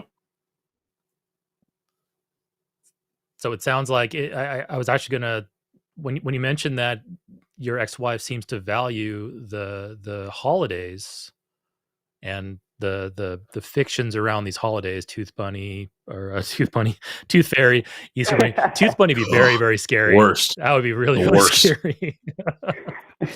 Santa Claus, a Tooth Fairy, Easter Bunny. The fact that she values that more than the religious upbringing, that's interesting. And I was going to lean that way. Is like, yeah, this sounds more of a culture thing. Your wife probably, or your ex-wife probably has fond memories of these holidays with family and doing these activities.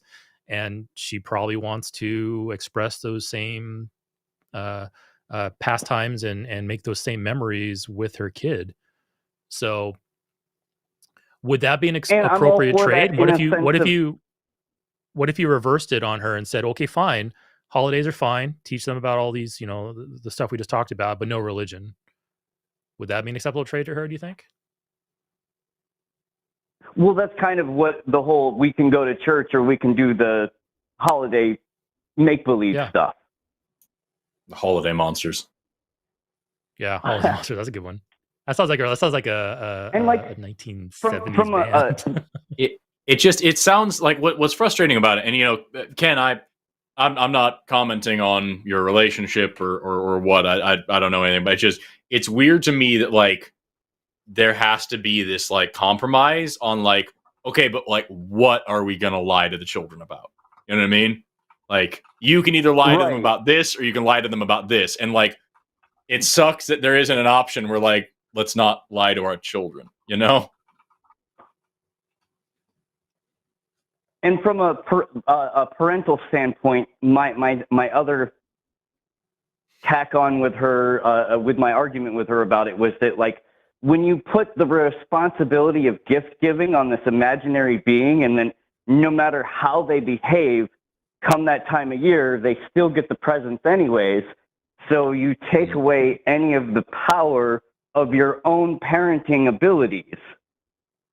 Yeah. And I do agree that I do agree wielding, because I've seen it happen before. Because I wasn't raised with these holidays, because I'm an ex-Jehovah's Witness. Never celebrated Easter or anything like that. So I never was raised with the this tool of control over me, these fictional characters that will either do good or bad things to me depending on how I behave during the year. But I've seen it in action, and I remember thinking to myself, wow, that's disgusting. I remember one time I was working at Starbucks, and this one woman came in with her child, probably 5-6-year-old, very grabby, just want to grab everything.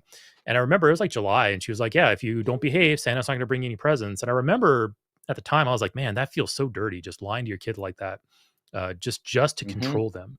And sure, up front you might get some results. The kid might take you seriously and go, yeah, I'm going to behave because I want Santa to bring me presents.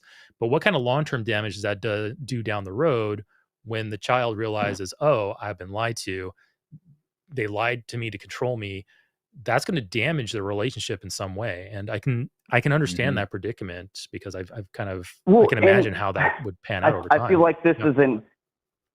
like this is an ad hoc look back on it to try to make myself feel a little bit better about it. But part of my concern was the relationship between mother and son, that if you expose that relationship to this standard of, oh, you're going to lie to me, so how do you know what I mean? I guess I can't really articulate it. Yeah. I can't give you much advice because I'm not a father, but if it was me, if it was me, I would definitely take the trade of holidays over religion, because at least, just about nobody grows up continually to believe in Santa Claus. They eventually will break that belief. And that's so much easier to pull them out of, because it's so much more of a easy thing for them to grasp that they haven't been so embedded in like a tick. Yeah. It's also like, it's a lot less damaging to the worldview too, than religion is.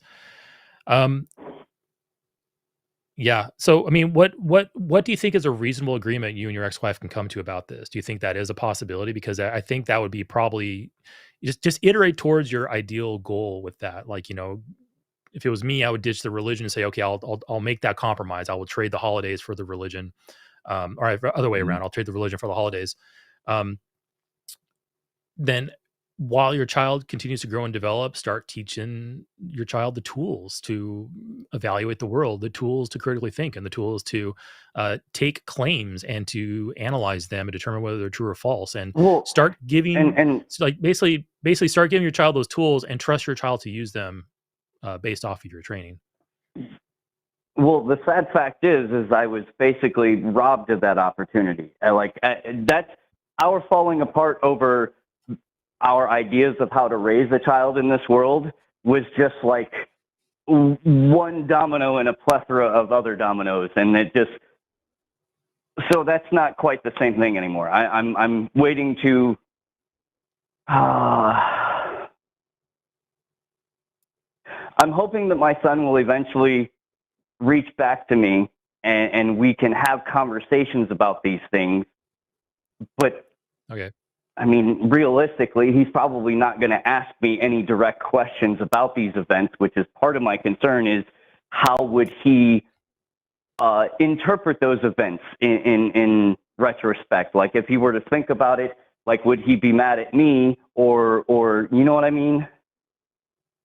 Maybe time for you to bring it up then if you're worried about whether or not he's going to bring it up. It's like, hey, at a certain age, like, hey, this is just so you know, like something that we did, and this was the discussion we had, and here's your life lesson on the fact that adults aren't infallible, and that we make mistakes and we make compromises, and things don't always work the best way, and here's my reasoning for it, and I'm sorry about these things, and I'm not sorry about these things, and now let's talk about where to move forward from here. I would have really valued that if my parents had done something like that for me. Yeah. How old is your son? To be frank and not dance around something. He'll be 15 this year.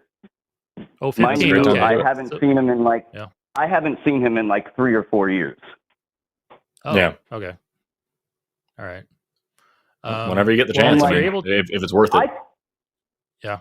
I tried when we were together to not directly attack her belief foundation, because part of the spark of a relationship was founded on the fact that she enjoyed my intellectualness, that I would think about the things that I do.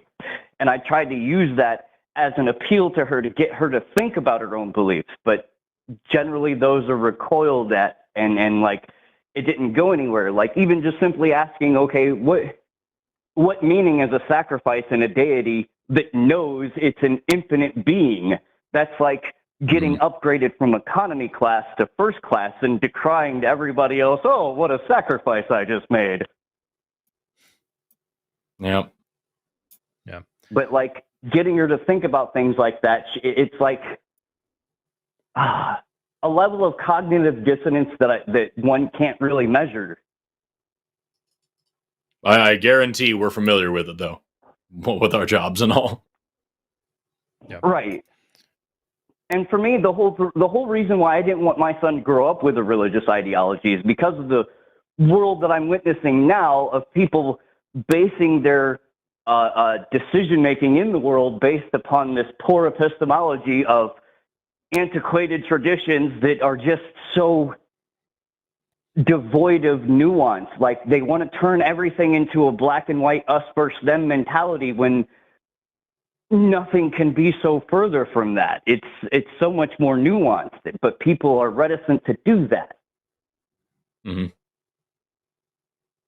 Because I'm not a fan of people making political decisions to vote a certain way based upon their religious view, because they should that would acknowledge that if you're okay with you getting a majority in our political system to vote your views into our legislation, then you should be just as willing to accept another religion accumulating a majority in our system and doing the exact same thing. But no, you would cry foul. It's the whole thing about, like I said, that senator that recently was questioning, I believe it was the president of Columbia University, if I remember right, and was asking her about the protests on campus and saying, like, are you trying to bring down the wrath of God? Because God said you're not supposed to do this. And it's like, dude, like, you can't. It's worrying that you're trying to legislate this way. Right. or the whole, if you even criticize something about a area of the world, and you are just by default anti-Semitic. All right, Ken. So we're going to go ahead and close this up. So yeah, I mean, good luck with everything. I mean, if your kid is 15 and you haven't talked to him for a few years, or you haven't been near him for a few years, if you're able, if it's viable to do so, I recommend, opening up that relationship again. Go slow, be gentle. Don't reopen up a relationship just for the objective to change the trajectory of your son's life. I think you should do that first and foremost because you want to have a relationship with him, and then massage your guidance into your genuine want and need to be in his life. Mm-hmm. Yep. And that's my fault for calling you guys. I realized that Forrest is not a father. I didn't know. What's your name again? I'm sorry. Eric. Eric. Okay. I don't see you very often on the show. I'm still kind of new, but no, I appreciate that. I mean, it's no big deal. Like I said, you might want to call another day. Like, look ahead on the schedule and see if there's some known fathers on the show. I'm not sure who would be a father on the show. I think Aron's a dad, right? And don't know. I might have to ask around. I don't know what people's personal lives are. I've been having a hard time trying to match a schedule to where I can catch a show that's kind of on topic. Yeah, no, I don't own any children. I just dissect them. Yep. I do have two corgis, so if you have a problematic corgi, I can help you with that, but I can't really help you much beyond that. Anyway, all right, Ken, we're going to go ahead and move on. Thank you so much. I would address it. You guys gave me some good advice, and I appreciate your time. Jesse, I think Amargan got something to say. Yeah, I was going to say, Amargan just said something. Yes. I don't know if the audience heard that, but I heard it, and I'm surprised I didn't think about this. Jesse Jerdak is going to be my co-host on May 27th, I believe, the last Monday in May. I'm doing Skeptalk with my friend Jesse, and he has reproduced and has exactly this issue with I believe the mother of his child was or is religious. I know the details, but I don't know how many details he wants to say. So just call back then and talk to him. He'll have some words. There you go. I apologize. It was poor timed, but I drifted off topic once I realized that it was not quite the pool of expertise that I need. But I do appreciate your time nonetheless. You did give some good advice, and I'll look forward to trying to get that one on the 27th, you said? Yes, 27th of May, I believe. The last Monday in May, whatever day that is. Because then I can get a little bit more understanding from somebody and dig into the topic a little bit more personally. Yes, and Jesse is a great person for that. So definitely call on that day. Oh, okay. I'll mark it in my calendar. I just remembered too, Paulogia and Shannon Q, they both have their own children, I think, from separate relationships. Oh, right. And I believe Paulogia on his channel has mentioned that, he's kind of gone through similar things. When he deconverted, he had religious children, and he will have some probably valuable insight in how you can navigate those waters. Because I remember on his own channel publicly, he mentioned that he had struggles with that too. So Paulogia and Shannon Q, you want to talk to both of them? Yep. Okay. Shannon's on. All right. Well, thank you very much. You guys have a great day. Thank you so much. Catch you later. Thank you. Bye. So take away from that conversation. Take away from that conversation. The tooth bunny is real. It wants your teeth. Fear the tooth bunny. It will. Yes. It will get your teeth. Yeah. Go ahead, Forrest. It's terrifying. I was going to throw out there, fucking y'all. These are hemostats. They're mosquito-nosed hemostats. I'm not going to cut myself. I'm not going to cut my finger off. They're just hemostats. I would not be playing with scissors. They're not scissors. They're just hemostats. Use them for clamping, for gripping things. I make a lot of dissecting children, or I have dissecting children jokes made to me. And so I was just doing a callback, and I do use these as a fidget quite often. I have them over here. So it's like a lot of people in the comments were very concerned that I was about to stab myself or cut myself. They're just hemostats. I'm all right. I promise. Mm-hmm. The tooth bunny uses much larger ones, by the way. Yes, to rip your teeth out. Yes.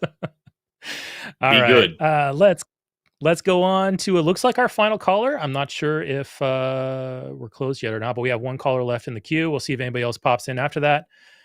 New caller, Joe, he and him. Joe is an atheist, wants to address the conversation about Eris, which I think you mean Eris from our previous caller, from another perspective. Or maybe it is Aries. It saved him from Catholicism. I actually looked up, I still have it open, Discordianism. It's Eris, Eris, a Greek goddess of faith and strife and discord. No, Greek goddess of strife and discord. Tootin'. Anyway, Joe, how you doing? Darn tootin'. I'm doing great. So pleased to be on. I'm a little starstruck. I don't want to say you guys are heroes, but I I you guys. I don't want to sound drunk either, so enough of that. But I can't wait to disappoint you. Big fan.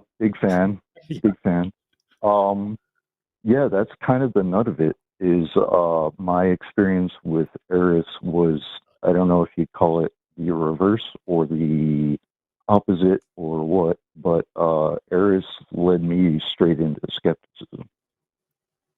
Okay, right on. In a way that was really illuminating, and that helped my own deconversion. I went through a period, without too much origin story, I'm a recovering Catholic.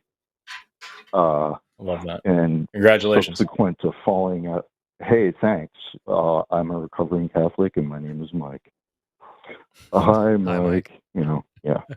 I thought about doing a 12-step program called Catholic Anonymous, but we'll see. At any rate, I went through some period of woo as well after I got out of Catholicism, where I kind of thought I was Buddhist, and then I kind of thought I was this, that, and the other, but there was definitely some woo going on. But, I think Eris has the advantage in deities of being the only one who's not trying to prove that she exists.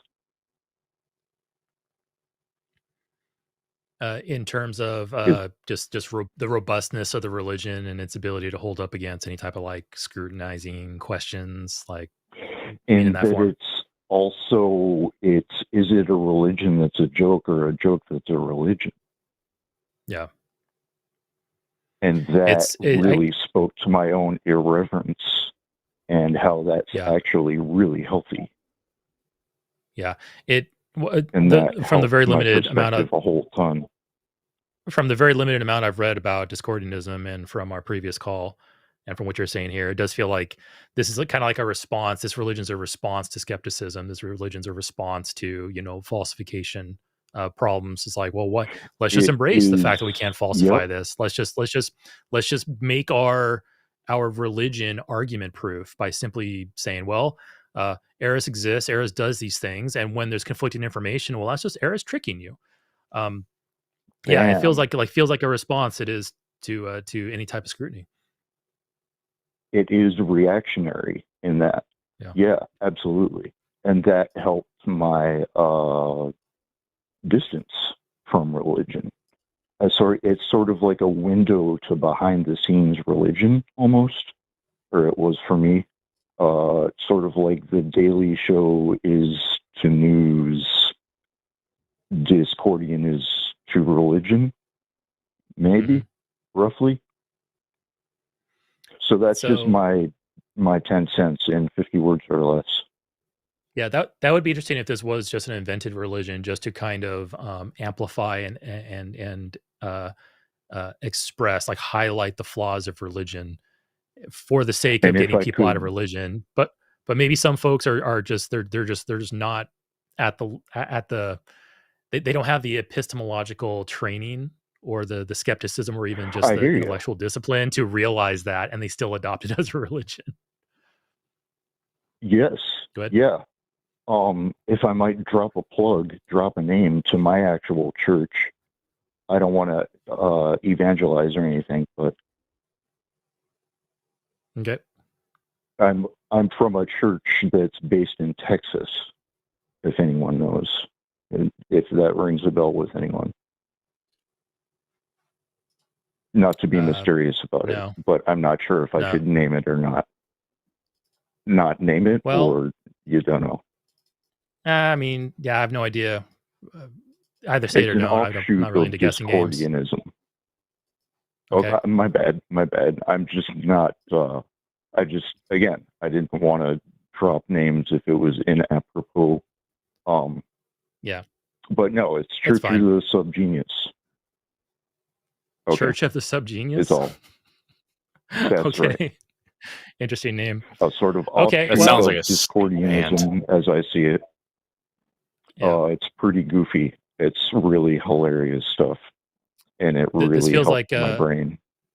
This feels like just kind of like the next step from Church of the Flying Spaghetti Monster, Pastafarianism. Just kind of just make it more absurd, you know. Yeah, same page, absolutely. Okay. So all right. Well, I'll when I read through the Discordianism article, I'll maybe try to keep that in mind and see if this kind of fits the if that shoe fits it or not. Highly recommended. Yeah. Highly recommended. All right. Cool. All right. There it is. Well, thank you, Joe. Appreciate it. Do you have anything else you want to talk about with that, or? Okay. Not today. My mind's already all over the place just talking with you guys, so I'll just spit that out for now. Okay. Cool. Right on, man. Thank you, Joe. Catch you later. Take care, Joe. Thanks a whole ton. Take care. Bye-bye. All right. So yeah, it was a pleasant call. All right, so just to kind of go back over our announcements again, we have the RFR fundraiser on May 4th. So be sure to tune into that show. That's going to be a really interesting, series of co-creators and members of the line talking about the RFR and raising money for a very noble cause. I think the RFR does very important work, and you can go to their website. I think it's rfrfoundation.org. You can just do a search for Freedom from Religion Foundation. Brain farting here. Oh, and if you are interested in volunteering or doing something for that foundation, they do have a volunteer form. They do everything from recovering from religion. Sorry, yeah, my brain did a thing there. Yeah, this is what happens when I don't have my notes here in front of me because I was dumb and I closed it. Here we go. But yeah, go to the website, check it out. You can volunteer. You can do a call support center stuff. You can also do like more technical things if they have I believe they have a list there of open positions for volunteers. Go check it out. And yeah, be sure to check out the May 5th stream that we're going to have here on this channel to raise funds for the organization. Okay, we have another caller in the queue here. We have Lucas, he, him in Washington. Hey, neighbor. Lucas is an atheist, and he wants to talk about Chapel Perilous. What is the Chapel Perilous, looking at Lucas? I can tell you a little bit about it because we just had a call about this the other day, and I'm trying to find. Yeah. I've been sitting here scrolling through every episode I've been on recently to try to figure out what the hell, like where this came from, and I cannot find it. But did we talk, you and I, for this last time? We didn't talk. I sent in a super chat the other day.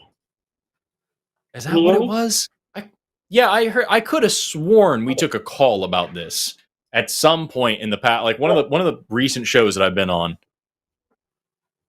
You might have. It's a kind of a sticky concept. Yeah. So just to be clear, to make sure we're talking about the same thing, the way that I remember it is, and I pulled it up here just to be sure. Chapel Perilous, it's the psychological state in which an individual is uncertain whether some course of events was affected by a supernatural force or was the product of their own imagination. So you can't tell if what you just encountered was magic or if you just fucking imagined it, which is kind of along the lines of the first couple of calls on this show. Yes. In a nutshell, yeah, that's what it is. The way that it's been used, that I've heard or read about it being used, though, is that the idea of that inflection point where someone experiences something whether they can't tell whether it's caused by natural phenomenon or supernatural phenomenon becomes a point at which they have to choose between skepticism and belief. And from what I understand, a goal, not maybe all of the goals, but a goal of the Discordians was to create this inflection point in the wider society. I hate how much we're talking about the Discordians in this whole show. Go on. Did not expect the day to go like this. Go ahead, Lucas. But the thing is, I think that is a good explanation for how people get kind of bogged down in some sort of conspiratorial thinking. Is they reach an inflection point where they have to either believe or be skeptical of their entire worldview. And for some people, that's too much. Right on.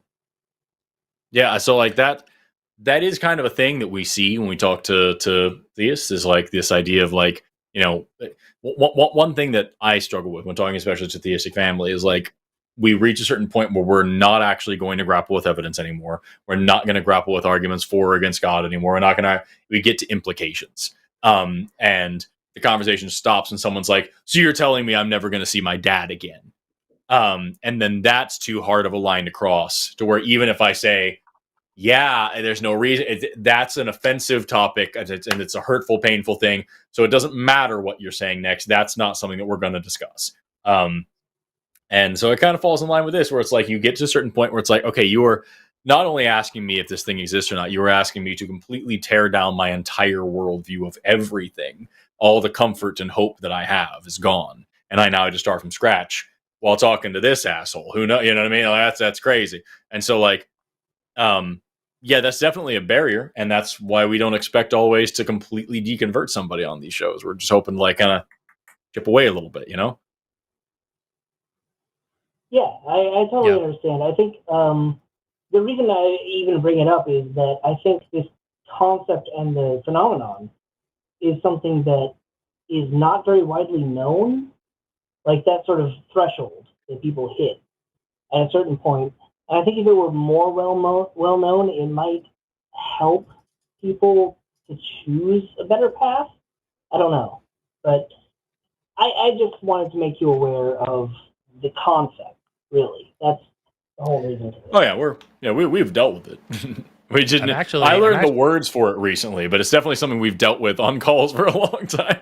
Yeah, I'm actually intrigued by this because I don't want to call it a steel man, but this is basically taking the absurdity of personal experience as evidence for God to an extreme. Like it's completely galvanizing it against any type of criticism or skepticism or even falsification. So learning what that is and thinking about ways to tackle that through a discussion would make us better equipped for conversations that aren't necessarily to that extreme, where the person is opening up a falsification, they're opening up to being wrong. So it might just be a good exercise, kind of like, you know, if you're gonna go middleweight boxing and you're training against a heavyweight, you're gonna go into middleweight fairly well equipped to take on a middleweight fighter when you've been training against like a heavyweight fighter. So yeah, it's probably an interesting thing to look at. I'm going to definitely bookmark these pages and take a look at them later, because this is a new thing to me, Discordianism, as well as, you know, Chapel Perilous. So yeah, good study material. Yeah. So thank you for that. The other last thing is like, this actually speaks to a deep tendency in people to kind of like split the hair, right? To split along one side or another of an issue or a topic or anything, really. And I don't know, I feel like this is something that we're seeing increasingly these days, that people have split into, you have to be one side, you have to be, you know, this issue is a hair, it has to be one side or the other. And a lot of issues have more nuance than that. I think the idea of the Discordians was to push people into that space where they have to choose between skepticism or belief. Okay. All right. Well, we'll take a look at that, and I know definitely I'm probably gonna, later on this week I'll sit down maybe for a good bit and look at it and see what I can find that's useful in it for conversation. So yeah, thank you, Lucas. Appreciate that. Yeah, thanks for taking my call. Thank you. Yeah, no problem. Catch you later. All right. I love the fact that somebody in this brief amount of time has already created a YouTube account for the Tooth Bunny and is in the chat. What? That's my idea. Yeah, dude. It's so good. I'm as real as black. It's so good. Where are you seeing this? Is this in the live stream chat or is this? Yeah, it's in the live chat right now. It's so freaking funny, dude. All your dreams are real. How dare you take my idea? Oh man! At least do something fun with it. I want to see. I want to see what that turns into. That's so great. If we can have, if the Tooth Bunny can fucking become as much of a meme as Roland the Closet Goblin has been, I would love that so much. Fear the Tooth Bunny.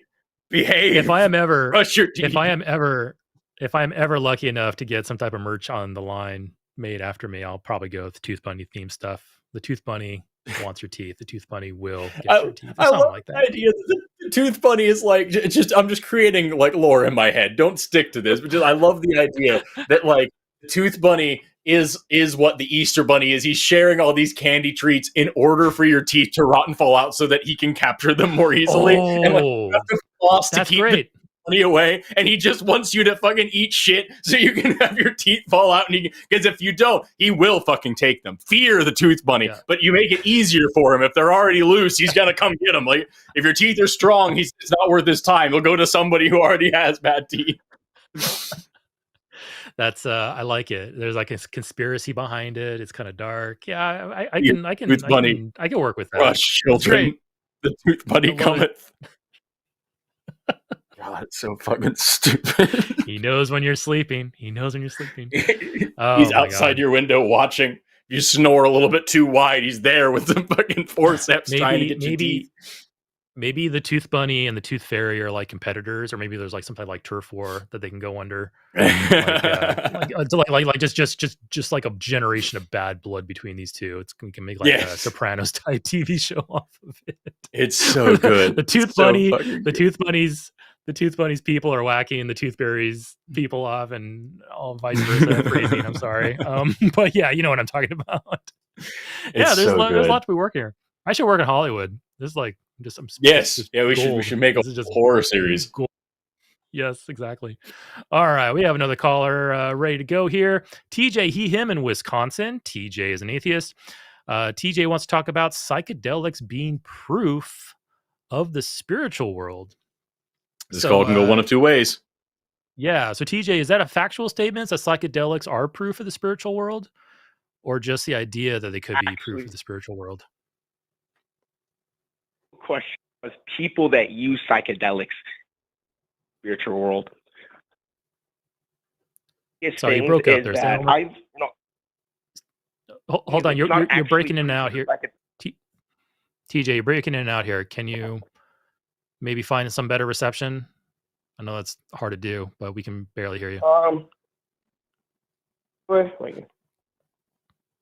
Maybe stand near a window or something. Give me a quick second. Okay, that was pretty good. Can you hear me now, by the way? Yeah, go ahead and give that a try. Can you hear me? Yeah, give that a try. Yeah, it's people that use psychedelics. So I've used psychedelics in the past, and I've never, ever had the experience of, like, this is a magical second, like another realm god that is giving me this experience. Had, my brother has done psychedelics like me, my ex-girlfriend, when I used to do it with her. They would both have the idea about this being a spiritual world. And I would tell them that makes no sense. It's drug in itself. It was one of those things where even after, like, when I convinced my brother that, like, Christianity is purely emotional priming, and when he tried to, like, get me a religious experience that was Christian on psychedelics. My ex had that experience, but saying with every refutation she gave me when she was sober. So, like, during that experience, I realized that she was just spewing out the same thing. But what I don't understand is, why do people come to the conclusion that it is proof of the spiritual world when it purely is just a drug experience, like every different other drug experience? That's something I just don't understand. I just wanted to see your views on it specifically.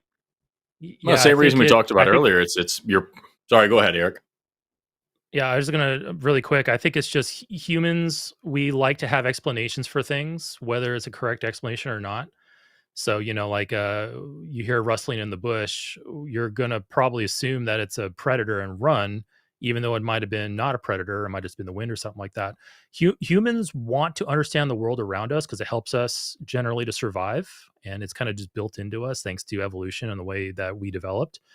And that can backfire on us, especially nowadays when we have tools to explore the universe. We have drugs to do trippy things with our minds. We're naturally going to reach to explanations, even though we don't have justification for them, because it's more comforting to have an explanation than to simply say, I don't know what the heck happened there. So, I think that's just kind of the case with a lot of like psychedelic drugs is that folks want to have an explanation. They want to have something they can put on that to feel like they understand it, because it makes them feel safer. It makes them operate. It makes them feel like they're operating with a higher survival rate in the world that we live in, because it's better to say I know this rather than I don't know this. And truth about it be damned, I need an explanation. That's what some people do and say. But anyway, go ahead, Forrest. Oh, nothing. I think it's the exact same reason why when I brought up earlier on, I did shrooms once, and I was like, oh hell yeah, now I am more connected to the earth because I believed in that shit at the time. When the pump has been primed in that direction, you're more likely to accept woo-woo answers for shit, rather than just saying, yeah, it's just I had a trippy experience. When I was an atheist, which I am now, I don't know why I phrased that way. After I became an atheist, I did acid once, and my whole back of my couch became an amazing freaking Western mural. I did not think that was actually an experience tying me to the ancient West here in my country. You know what I mean? It just, I don't know. I don't think. I think you're right to say it's not reasonable. It's just you have to be able to expect them to do that, to jump in that way. I'm sorry, I've been looking at my computer here. I found some terrifying, like scary rabbit masks that are like haunted Easter bunny things, and I'm looking at buy them like $24 and I can get free shipping. I'm gonna come for you if you don't watch out. By the way, he might come for those teeth. That's what I'm saying. Don't terrifying. Don't let your guard down, kids. I'm gonna go to Midjourney after this, and I'm gonna generate some tooth bunny imagery. I want to see what happens. what kind of nightmare can I generate? Sorry, DJ. Go ahead. Right, it's like when you're on, for example, you'll see a tree smiling and moving. It's not actually smiling and moving at you. You know what I mean? I feel like I've always made that difference when I've done those drugs, like where it's like I am in this state and this isn't really what reality is. One thing is, I used to be a Muslim my life. The last 4 years, I'm an atheist. No, congratulations. Also, Forrest, you're the reason why I have a biology minor. I'm an environmental science major, but I have a biology minor because I was watching your content. I was like, I didn't understand evolution that well until I took like bio 1 and 2, and then I'm like, I watched your content. I'm like, I'm going to do a biology minor. So, yeah, no, I'm really excited. Nice. I'm almost done with my minor. Yeah, I appreciate you for that. I'm always, like, focused my brain on, like, things are in reality. Like, even I've had arguments with my, like, about, like, hey, we have all this evidence. I'm in zoology right now. And I'm like, hey, this, like, we talk about evolution in every aspect of zoology. He goes, like, you put your faith in men. I put my faith in God. I'm like, there is no faith. Evidence. That's the best part. I don't understand this like faith. And they also tell me like one thing that enrages me, and I don't know if I'm wrong for being enraged when I hear this. I get really upset when like my relatives or even my older brother will tell me like, "Hey, you're just God. Dad has made you hate God, or you hate God." I'm like, how do I hate something that I don't believe exists? It just does. And then they'll repeat the statement. I'm like, can you stop saying that? It doesn't make sense. So I don't know if I'm wrong for being enraged at that statement when I explain that it doesn't make sense, but then they just repeat it. I need to hear. I just want to hear. I know I've delved off topic. I just really want to hear your perspective on that because I don't know if you guys have dealt with that. Where like you'll explain your perspective and they'll go like, "Why do you hate God?" I'm like, "What? Which one?" Like, Oh no, we get that all the time. Much. You guys have dealt with that. Yeah. Oh God. Yeah. And you're like, or you explain it and you're like, how does it make sense to you that I hate something that doesn't exist? Yeah. And you know what? That's normally a way to kind of, it's a way to undermine an atheist reason for deconverting or a skeptic's reason for deconverting. Like, oh, you left for emotional reasons, as if that somehow undermines and devalues the process that an individual went through to get to where they are now. And everybody's journey is different. You can have folks that will deconstruct and deconvert purely logical, purely emotionless reasons. They will like a robot go through it, deconstruct and go, yeah, this is not for me, and move on. And you'll have other people, and I'm one of them. I embrace that. Yeah, I was angry at God at one point. And what that did was me getting angry at God allowed me to take him off that pedestal and start questioning him. And as I questioned him, I then realized that, hey, I don't have a good reason to think this thing even exists. And then at that point, I stopped being angry. The same way that I'm not angry at Darth Vader or Voldemort, because I don't think they exist. Right. So you can you can do either evil characters. Yeah. You can. And one thing I want to add, Eric, to it. Go ahead. Actually. Yeah, go ahead, TJ. No, you go ahead. I'll finish up. I was just gonna add. I've never even I'll be honest with you. Leaving my old when I used to be a Muslim. Even though my dad was an extremely fundamental Muslim, I still loved my faith at the time. But then when I started seeing the stuff that scientifically made no sense, the backbone, the sperm coming between the backbone and the rib cage, and the sun and the moon colliding in the day of judgment, which is literally impossible, and much more scientific stuff. It took me time to actually come to the reality. And also I used to get really offended when somebody would insult Muhammad. I'd see it as a complete attack. So it really took me a long time, several months, for me to accept. And I never was upset at the deity itself. At a certain point, I was very upset at the people who were pushing the belief. I never was upset at the deity itself, just because it wasn't something that I could blame. I understand why people would be, especially coming out of the faith, right? That you believe something existed, but it was never my thing where I was directly upset at any deity specifically, as much as the people pushing it.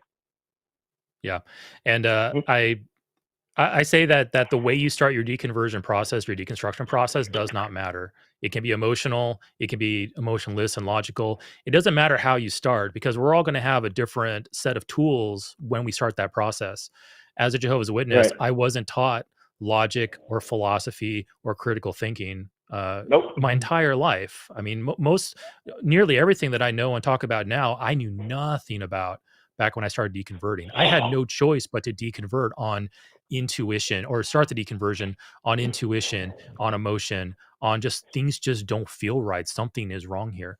And it's okay to start at that point, as long as you realize, okay, along that path, pick up the tools that you can use to critically evaluate things. Divorce your emotions from the process. And it's okay to start emotional as long as you end without those emotions, or rather, emotions are fine, but just don't have them be part of your logical process that you use to deconvert. So so whenever Christian tries to devalue my journey or somebody else's journey by saying you were just mad at God, I'll say, yeah, but you are being absurdly reductionist at the whole thing. Sure, it started that way, but it didn't end that way. And and another thing too, you can also throw back in their face too that you can also throw back in their face too that I've seen so many people convert based on emotional reasons. I've seen people. I used to go out door to door in ministry all the time. Became a Muslim after we broke up. So go ahead. I'm sorry. Go ahead. Yeah. I've seen people join religions.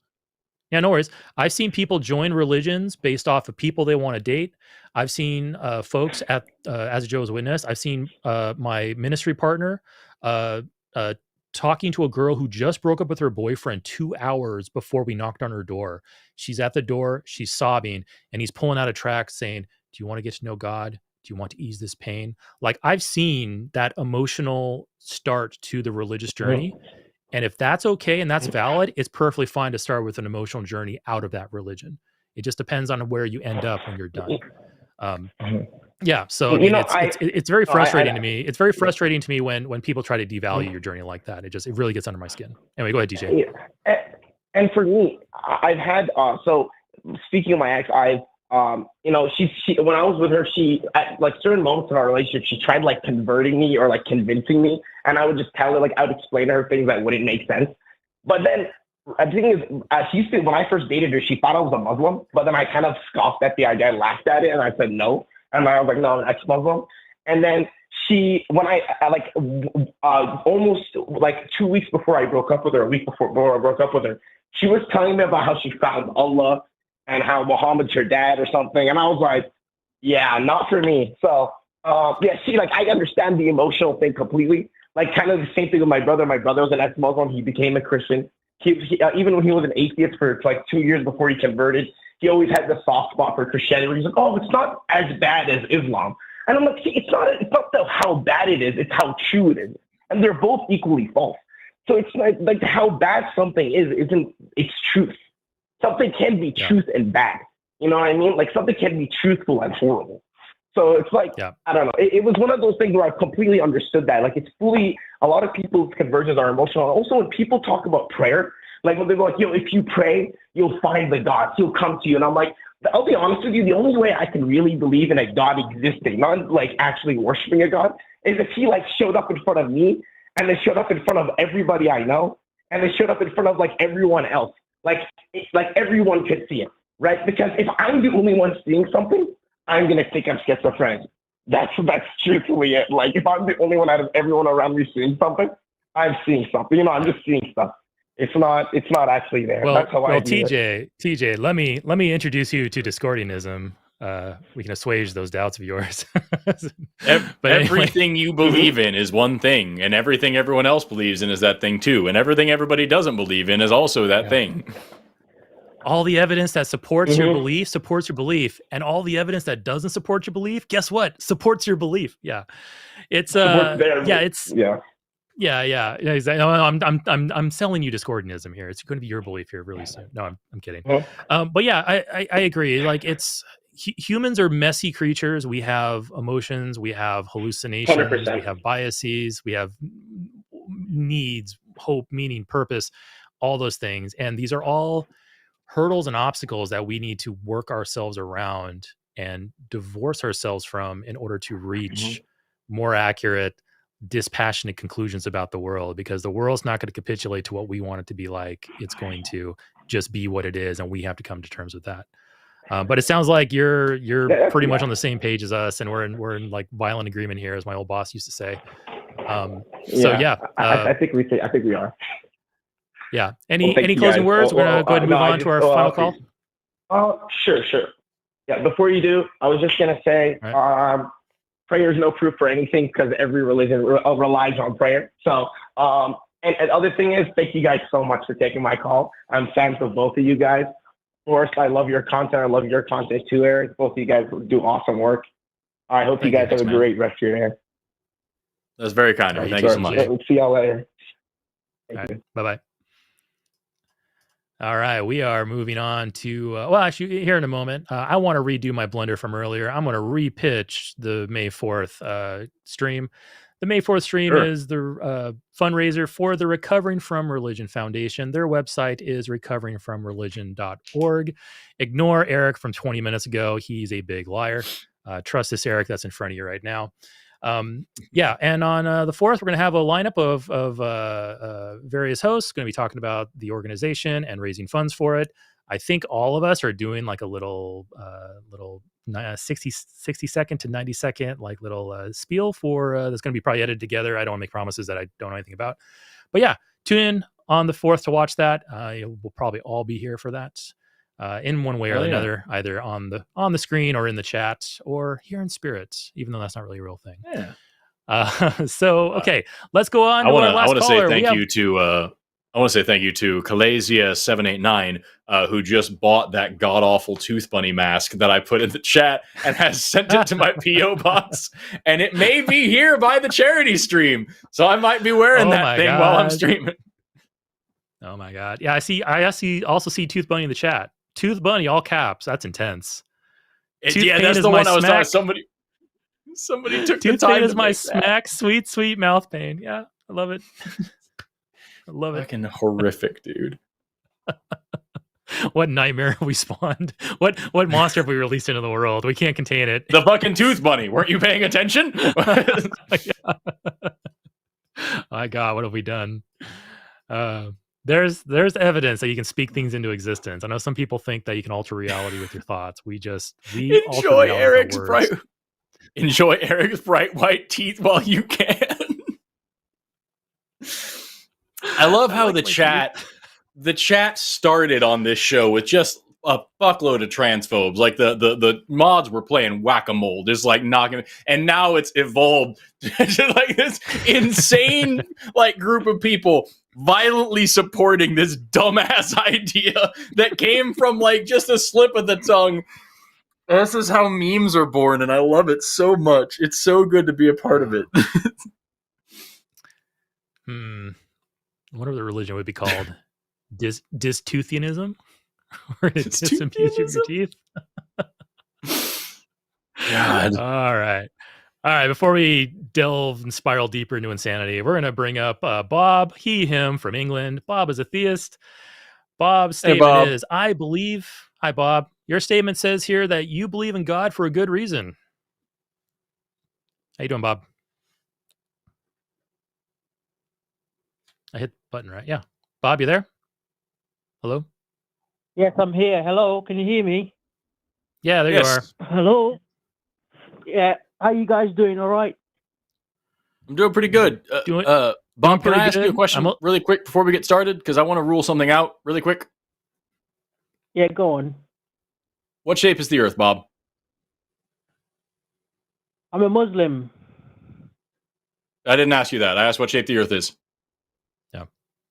Oh, sorry, I didn't understand that. Can you repeat, please? Sorry. What shape is the Earth, Bob? Oh, what shape is the Earth? Yeah.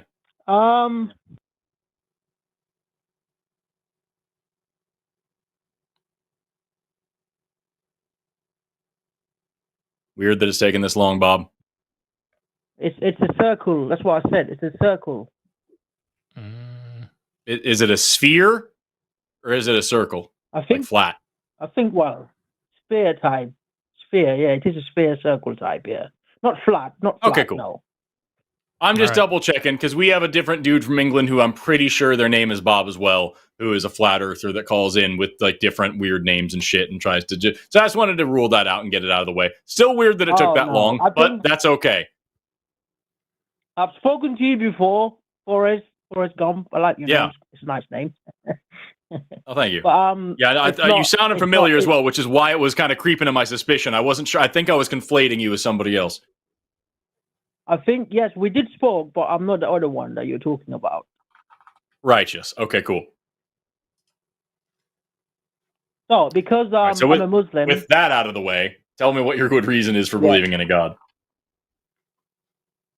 You know, I believe, like, nothing can exist without something. And also, based on our religious text, I think because of the Quran... I think that's enough for me to know that God does exist. I've listened to the previous caller where he says about scientific problems in the Quran. That's not true.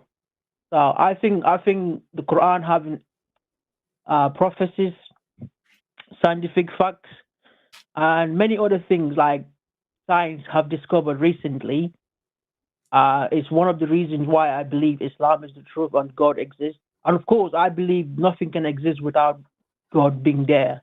This is the two reasons I believe in. So, all right. So, Bob. You go first. Yeah. So, Bob. So I hope you appreciate that these are the same exact things we hear from Christians, right? Like pretty much word for word. Just replace the Quran with the Bible, right? Yeah, I do believe Christians use that. Yep, I do believe that. Okay, so for a moment, put yourselves in our shoes. We have a Muslim on one side telling us these things about the Quran and why they believe. And then we have on the other side a Christian giving us the same exact arguments for their holy book. From our point of view, we don't have anything else to work off of. How can we possibly choose which one's correct? Whether either of them are correct, they both could be wrong. Can you give us something more why you believe that a God exists than the Christian does? Oh, yeah. For me, you have to look at the religious scriptures. That is a very fundamental statement for me because two books. And Bob, one more thing. Bob, one more thing. Before I'm going to let you continue. But one more thing. As you go through these next sentences, imagine a Christian saying this. Because what you just said there is exactly also what a Christian would tell us. You have to go to the scriptures. You have to examine the holy book. So as you go through your thing here, imagine you're a Christian telling us this and how different or not different that would be from our point of view. Anyway, continue. Yeah, this is what I was about to say. But the Christian Bible, if you read the Christian Bible, with all due respect to Christianity, I don't even want to talk about Christianity, but I'll give you why I believe it's false. There's a lot of problems in the Christian Bible. There's mistakes. Sorry, Bob. I'm sorry. I'm not trying to cut you off here. You proving Christianity wrong does nothing to help the argument for Islam. So attacking Christianity is not the way you're going to go. You need to present us arguments for Islam while also thinking, okay, is this something a Christian would also say to us? So please don't attack Christianity. I already believe Christianity is wrong. All right. Okay. Please try to convince us that Islam is right. Yeah. Okay. Go ahead. So when you get I believe your name is Eric. I think I've spoken to you before as well. All right. You might have, yeah. Eric. Yeah. Eric. So when you have a man 1400 years ago that cannot read or write, unlettered, yeah, and he comes up with prophecies in the Quran that came through, yeah, and you have statements like scientific facts, which is confirmed by science by people like Professor Keith Moore, Dr.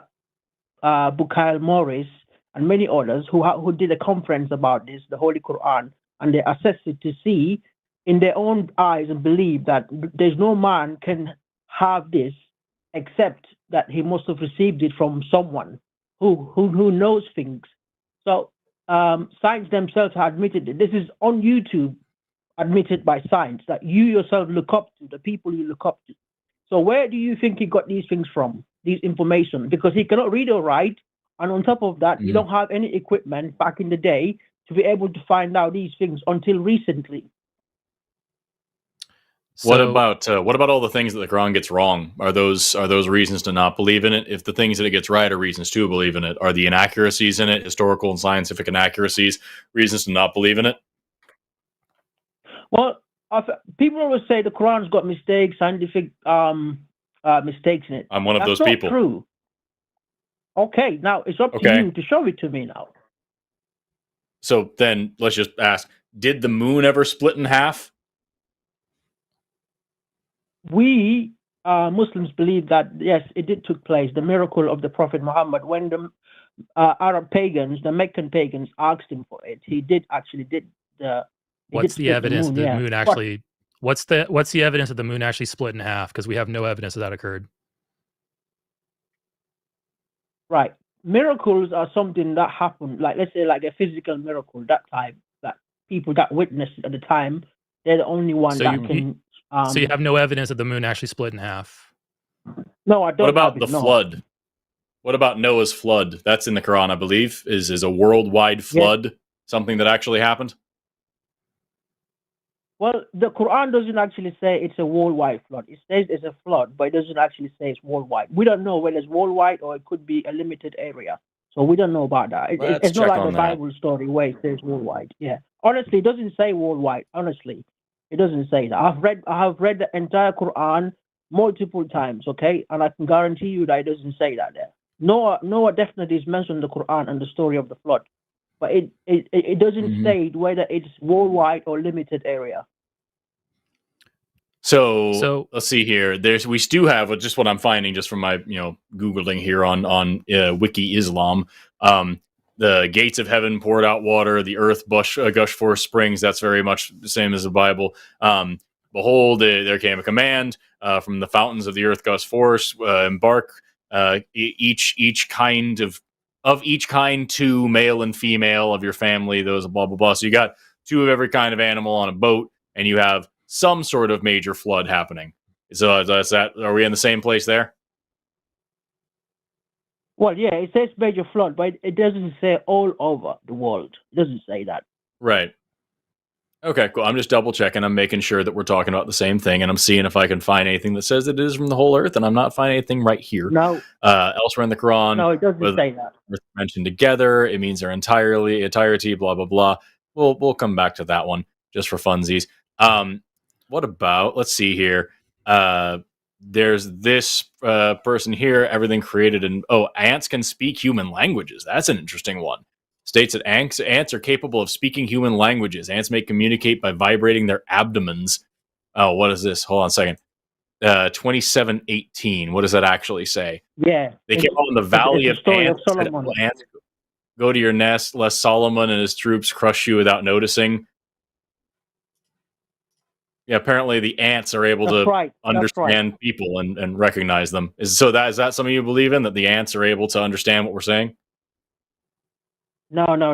Look, the story of Suleiman, who's King Solomon, it's him understanding the ants. The ants don't understand him. It's him understanding the ants. So a man can speak. God gave him a gift.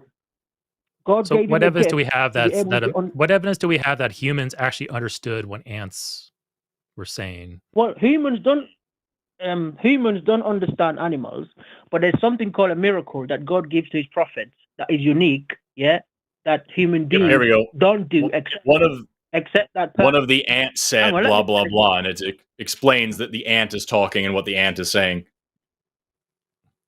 Right. I mean, so let Bob, let me just finish, please.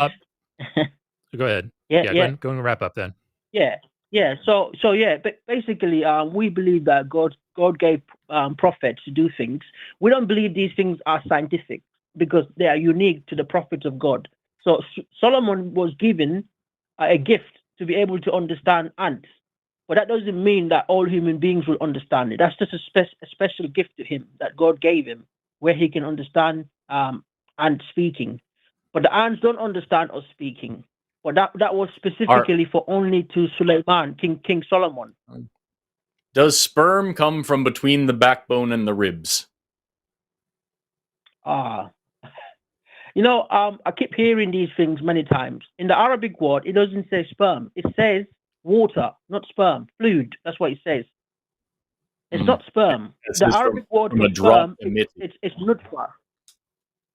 So then let me just ask you a follow-up question then, if that's the way you want to go with it, because that's the general consensus that I get from like most Muslim callers. But like let's say that you're right and they're wrong and it actually means water. Are humans made of water in that way? Do you get some water from between your backbone and your ribs and that's what makes a human? I don't believe that, no. But in the Quran verse it says water.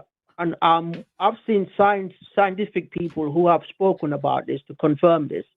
Water does actually come between the backbone of a human and that kind of stuff. No, you have water all over your body. Yes, I know that. But I just want to clarify, I'm not like an expert in science. I'm going to be honest. But people seem to think that's talking about sperm. It's not sperm, it's water. Just to clarify that. And I don't know much about it, but people always misrepresent that verse in the Quran. We created man from a drop. This is, I don't know, maybe this is a different translation or something. This is from 76:2. Verily, we created man from a drop of mingled sperm. Maybe you say it means water. In order to try him, we gave him the gifts of hearing and sight. This is from 86:5-8. Now let man but think from what he has created. He is created from a single drop emitted, proceeding from between the backbone and the ribs. Surely Allah is able to bring him to life. So like a person is created from a single drop of water, which emanates from between the backbone and the ribs. Is that a reasonable scientific statement in your opinion? Like I said, I'm not an expert in science. I have seen people in science who've actually confirmed this is true. So I can only go with what they say. Who in science has confirmed that people are made of a drop of water that comes from between the backbones and the ribs? Because I have a reason to believe that that's not accurate. Not made of, but comes from it. This is what it says, comes from it. Right. But like when we talk about where people come from, usually we're talking about the fusion of gametes, of a sperm cell and an egg cell, which produces a zygote, which then develops into an embryo, right? Like that's not, like, you don't have to be an expert in science to get like that vibe, right? That's not the way it always works, but in humans it pretty much is. Yeah, but also So but which also, like, part of that go comes on. from between the backbone and the ribs? This is what I said. Like, to me, I'm not an expert. So but because you said it's sperm, I have to correct you. It says fluid. Right. So I don't really know much I'm willing about to it, give but that to people you. always say it's sperm. Even if it isn't sperm, no part of that involves any fluid from between the backbone and the ribs at all. Can we agree on that? I've never heard that, but and Bob, I'll have to check that. Bob, I can tell you this too. Okay, so I mentioned earlier that I'm childless because I had a vasectomy about 14 years ago. I went through all the medical documentation, learning all about it. I talked to the doctor. None of what happens down there comes from between a rib and a spine. It's all much lower than that. All the factory for everything that's made for that is not up between a rib and a backbone. But here, listen to this. Okay, I wrote down all the reasons you. Yeah, I wrote down all the reasons. Okay. Well, actually, tell you what, Forrest, go ahead and go through your stuff there because I wanted to wrap this back up to where we started. Oh, you're fine. I didn't mean to interrupt you. I apologize. I was just going to keep going because I've got a list of like scientific inaccuracies in the Quran here, and like this, there's this one which says it's about like God saying that God sends down water from the sky and He gives fruits and blah blah blah, as in chapter 16. Here's a lesson for you: in cattle, we give you a drink from their bellies from between waist and blood. Then that's pure milk, refreshing to the drinkers. Is milk something made between waist and blood? What? This is a camel. You're talking about a camel. It says cattle. I don't know. I don't know. Well, that's fucking. The thing, because I do, and that's incorrect. Is what I'm saying. So here's the thing. Here's the thing too. Like we could sit here for hours and hours nitpicking over any perceived scientific inaccuracies in the Quran or in the Bible, but that kind of loops back around to my initial challenge to you earlier, Bob, when I asked you to justify Islam, but the reasons you give us, think from our point of view as if a Christian was giving us these reasons. And I wrote all the ones you gave down to us. You said that the Quran 1,400 years ago came from someone who couldn't read or write, but still had revelation and transcribed this into book form. You said prophecy. You said that the Quran is full of scientific facts. You said that there are things in the Quran that no man could have invented on their own. You appealed to miracles, even though you can't verify any of them. And then you also said that God gave prophets these insights into science. All of those are things Christians also... Okay, well, God gives special insights to people that He favors. All right, not necessarily scientific, but God gives insights into things that people He favors. Yeah, these are all things that Christians also present to us. All right, Christians claim that the gospel writers were illiterate fishermen, and that they went through training and received divine revelation, and 2,000 years ago wrote down the Gospels. There's prophecy. They claim there's scientific facts in the Bible, mainly with the Earth being a sphere. Various other things that they claim to be scientifically accurate. They said that they say that there's things in the Bible that no man or woman would have known without God's help. There are unverified miracles in the Bible, and also that God gives direct divine revelation to people. Like you'd have given us nothing that the Christian won't give us. So think about all the reasons why I reject. Think about all the reasons why I reject those explanations from Christianity, and just apply it right to your religion, and you'll know exactly where I'm at. I mean, I understand where you're coming from, but I mean, for me, science is not. To be fair, it's not even a criteria for me. However, however, it's not a criteria for me to accept the Quran, because I believe science do make mistakes sometimes, and then later they will find out that we got it wrong. It's not actually that. It's this way. Right. But tell you what, let's let me finish, please. I'm not going to take forever. Yeah. Okay, go ahead. Yeah, thank you. Yeah, so I've watched this conference of a bunch of scientists, at least 5 of them, who actually sat down and actually went through the Quran and say that this is actually accurate. And then they say there's too many accuracy in the Quran. Even though, I'm happy they said that, I still don't see them as a criteria, because they could come later and say, oh, this is not actually right. This is the right way. But it's very, very fundamental for science to come and actually say, oh, these things in the Quran, it's impossible for somebody to know about it. It's on YouTube. It's on YouTube if you don't believe me.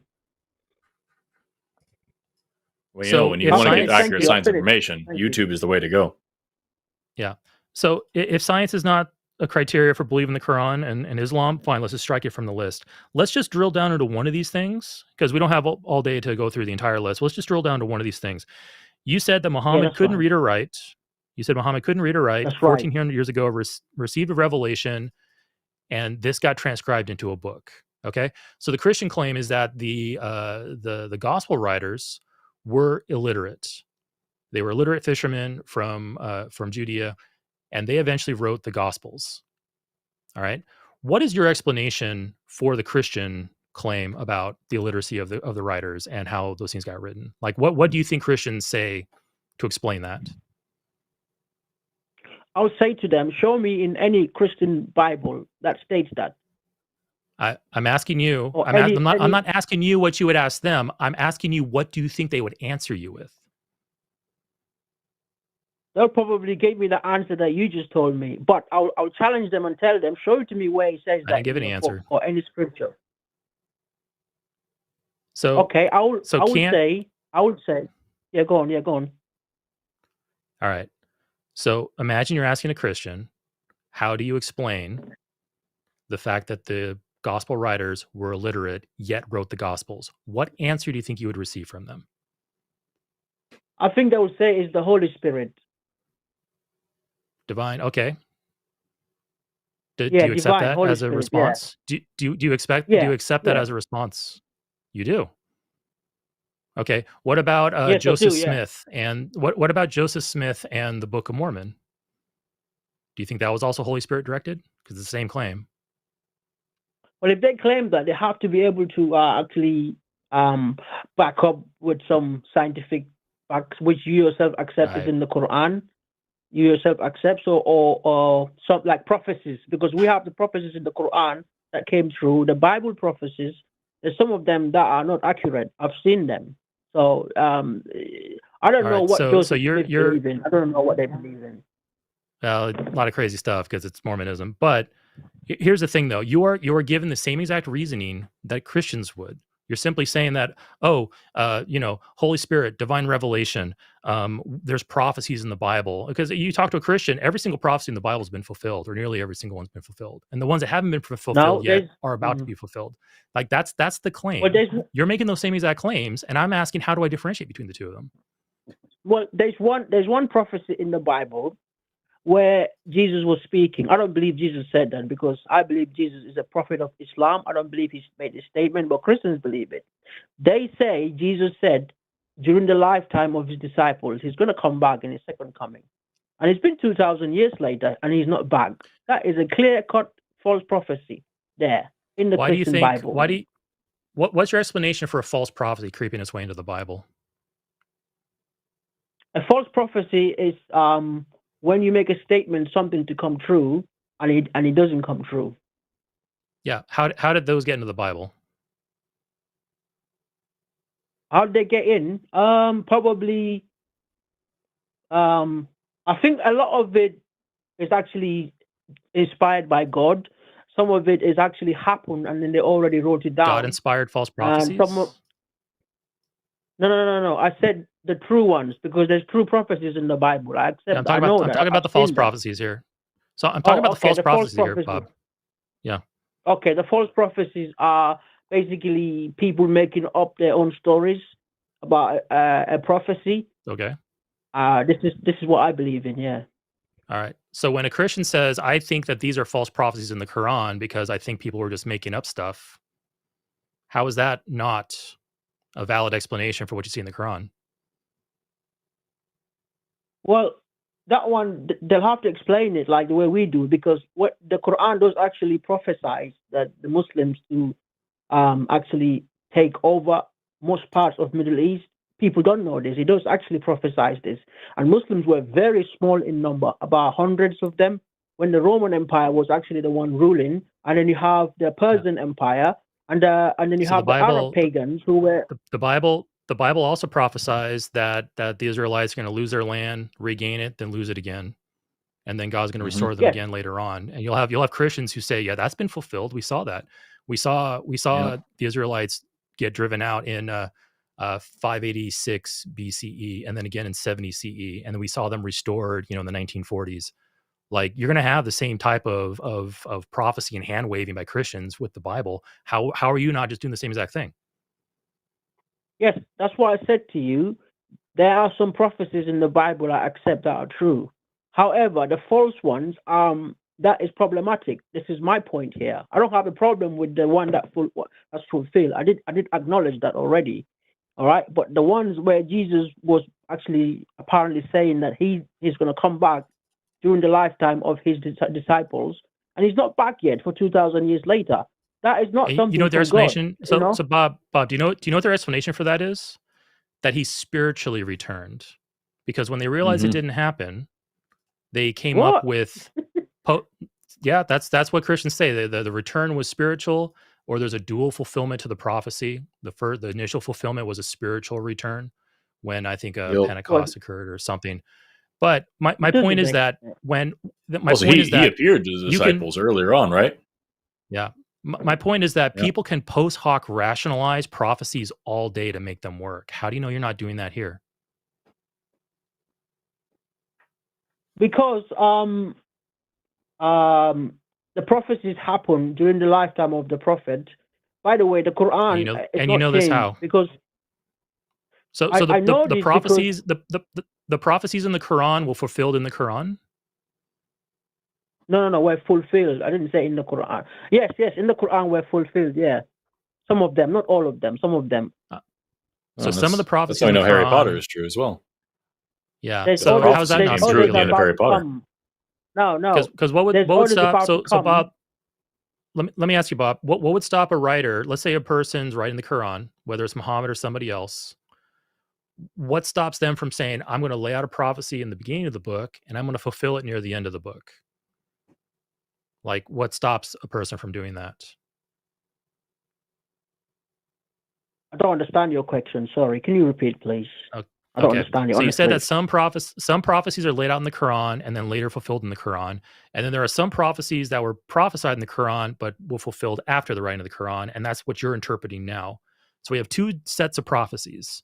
So the first set, the prophecies that were written and fulfilled in the Quran, how do you know the author didn't just write it that way, doesn't just make it up? Kind of like the same way we write fantasy and fiction novels today, where we have foreshadowing and alliteration and such, foreshadowing, where a writer can structurally write something and then make it happen later on in their own book.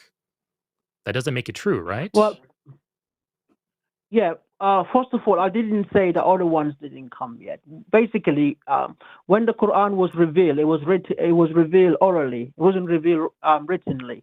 Okay, so people memorized it. How do you know that? So, that's written in the Quran too, right? The revelation and the oral telling of the Quran to Muhammad, or the inspiration he had, and then how he had it written down. That's in the Quran, right? Like, how do we verify any of this? We can't verify these things occurred. The same way we can't verify these prophecies actually were fulfilled and not just the invention of some writer writing this a long time ago. We don't have evidence to support these things. Well, if you look at it nowadays, even today, the Muslims do memorize the Quran. So it's not like something that's made up. What does memorization have to do with whether what was written was actually true or not? I don't see how this is connected. Because you're saying, how do you know that's not made up? Like, that's not written down. So I said to you, it's impossible for the Muslims to actually change it and put it in their own way. Because when the Prophet Muhammad passed away, there was no written book. It's all memorized. So people have to come together and actually write it down. So if it was wrong at the beginning, it would still be wrong now because it hasn't changed. Yeah. That you're not addressing what he just asked you. Yeah, this is actually the same exact problem that we have with the Bible. We could sit here and say, okay, the Gospels, which were written starting in about 60, 70, and the last gospel written about 100, 110, we could accept, hypothetically, just for the sake of argument, we can accept that from when the gospels were penned to now, they were perfectly preserved. But that does nothing to tell us what happened in the 30, 40 years before they were penned, from Jesus' death in 30 to when the gospels were first being written in about 60 or 70. The preservation of the writings tells us nothing about what happened to those stories in between Jesus' death and them being penned. So I'm asking you the same exact issue here. You are claiming that there's oral tradition and these writings and that they were perfectly preserved. I'm asking you, how do you even know the stories are true to begin with? Because we have like people that have testified to it, and how do you? And who also testified we and can where? hang on. No, Bob. One thing at a time. Who testified and where? We have the disciples of the Prophet Muhammad there. Okay, is that in the Hadiths? Yes. Okay, how do we know those are genuinely and accurately portraying history to us? Why don't they just fall in the same category as a book that could have been made up? I mean, how do you verify the truthfulness of this? Go ahead. It's always difficult. Look, I must admit, it's always difficult to prove something that happened thousands of years ago, hundreds of years ago. That's always difficult. Actually, you can't prove it. But if you look at the reliability of it, even up to today, Muslims memorize the Quran all over the world. Every single country in this world is at least more than 200 people memorize the Quran. Every single country in this world. Can a lot of people memorize something and it still be false? Yes. Yes, I believe that. So memorization has nothing to do with us demonstrating whether the Quran is true or not, or the Hadiths are true or not. No. I'm not saying that one. I'm not saying that one. You're saying, how do we know, like, if these stories are not made up? This is your point. So I said to you, no, it's impossible for us to make it up because we have an oral tradition where no one can change it. Like, if you go today in a mosque and get the original Quran stories, Bob, the point is that the original writings are made up. That's my proposition to you. I'm going to tell you right now, I think the original writings were made up by somebody. How do you show me that they aren't? How do you show me that they are in fact an accurate portrayal of history? So this is what I'm saying. Like, when the Prophet was around and he passed away, there's like a few thousands of the Muslim Sahabas who memorized it. So no one can make it up. No one can make up this book. Okay, so we're going in a circle here, Bob. I have a different thing. If you're when you're ready, because I don't want to interrupt you. Like, I'm so fucking. I really appreciate how much patience you're having with this, Eric. Because I usually try to do what you're doing and try to be really patient. It's really annoying when it's been 30 minutes and we're saying the same thing over and over. And like, what I don't think you're understanding, Bob, is that what Eric has tried to get across to you over and over and over and over now is that if something is wrong, it doesn't matter if it's memorized and passed on and kept to what it's supposed to. It's still wrong from the beginning. And nothing, like, I kind of checked out a little bit on trying to talk about the actual Quran and stuff when you told me that you actually believe that the moon was split in half and all these things, because clearly that line of question isn't going to go. But then also, Eric pointed out that everything you've said about the Quran and about Islam is the exact same thing Christians say about Christianity, and every criticism you have of Christianity is no better than Christians' criticisms of Islam. And so at the end of the day here, what we have is we have this group of people over here who believes in a magical carpenter from Bethlehem, and we have you and your group of people over here who believe in a magical pedophile from Mecca. And you're both saying the same nothing. And we're here trying to, like, actually find a reason to believe what you're saying. And all you're giving us over and over is, well, I believe it, and other people believe it, and we memorized it, and everybody else is wrong. And none of that is actually a good enough reason to believe in a God. Do you understand? Right, I understand what you're saying. So basically, honestly, like, then, to be honest, there's not much I can do, because I think you guys are very difficult in terms of giving evidence, you know. So honestly, I think you guys. So let me ask you a different question then. Let me ask you a different question then, Bob. If this God is real, what kind of person is he? Is this God all-powerful? Yes. Is this God all-knowing? That's right, yeah. Okay, cool. Here's a fun fact that's actually a true thing. Every single day in this world that we live in, 25,000 people starve to death. 10,000 of them are children. So why do you think it is that this all-powerful, all-knowing God made a world in which it is necessary that 25,000 people, 10,000 children every single day need to die in a terrifying and painful way? Right. My answers here is that before God created us, He actually informed us we're going to come to this world. He actually gave us a permission to come to this world, and all of us accepted the conditions to be in this world. So we know that we're going to come to this world and suffering is going to be in this world. Yet we still accepted to come to this world. So we are responsible for whatever problems we have in this world. So the children who starve to death, it's their problem. They deserve it. They did it on purpose. I'm not saying they deserve it. What I'm saying is they accepted to come to this world. So the consequences is them and all of us. Right. So they accepted that they were going to come to a world that is corrupt and broken, and therefore them starving to death is really just their problem. They chose the possibility of that consequence, and they just have to deal with it. Exactly. Yeah. It's like for instance, you you sign a contract to go to somewhere, and you know there's consequences to it. And if something happens, then you are responsible for it. And so do you think that it would be reasonable today?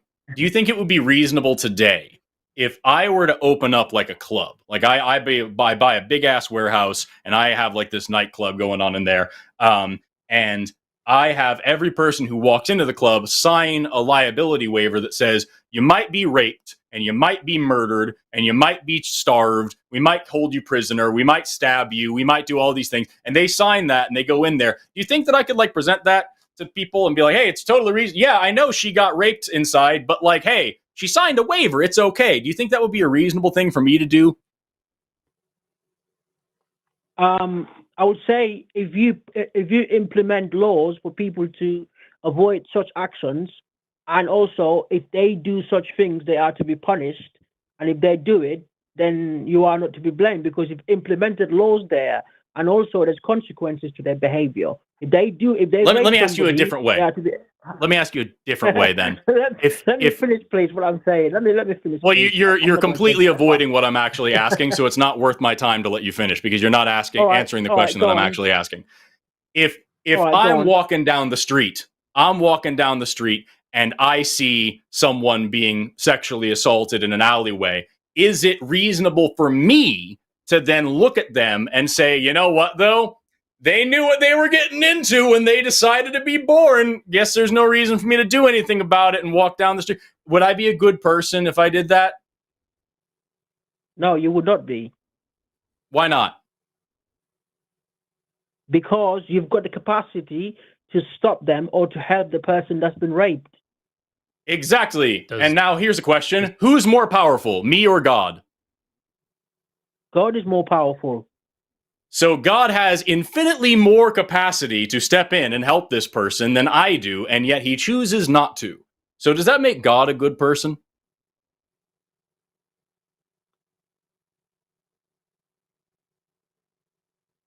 Get involved with these things. So it's up to the people to know that rape is wrong. And if they do it, they get executed under Islamic law. Exactly. So if I see somebody raping somebody, I just say, you know what? They should know not to do that. It's not my problem. And I just keep walking, right? And that makes me a good person just like God, right?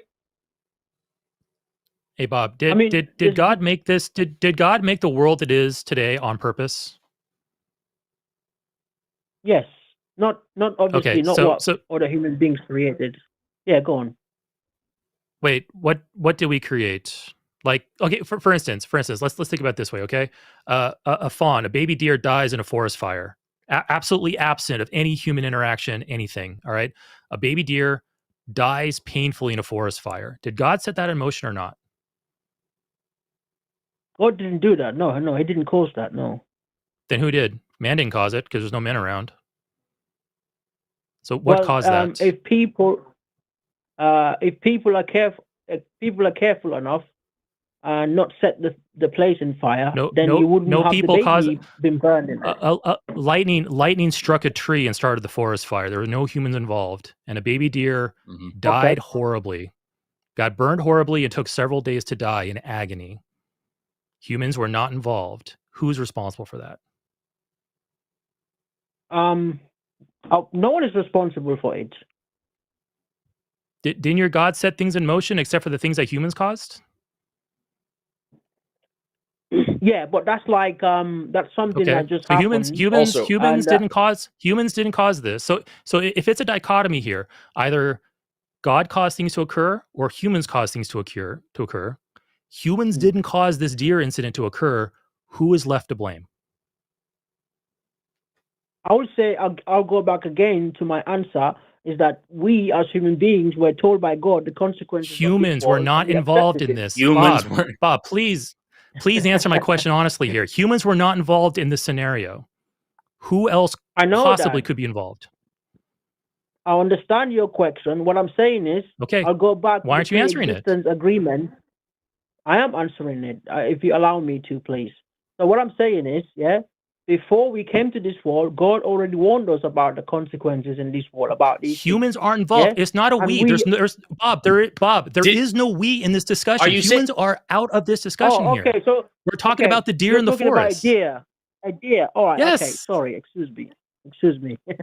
Sorry. I'm still thinking about humans. I'm so sorry about it. Yeah. Bob, you are right. Humans did not cause the deer incident. A deer was in the forest. Lightning struck a tree, caused a forest fire. The deer died horribly. Who's responsible for that?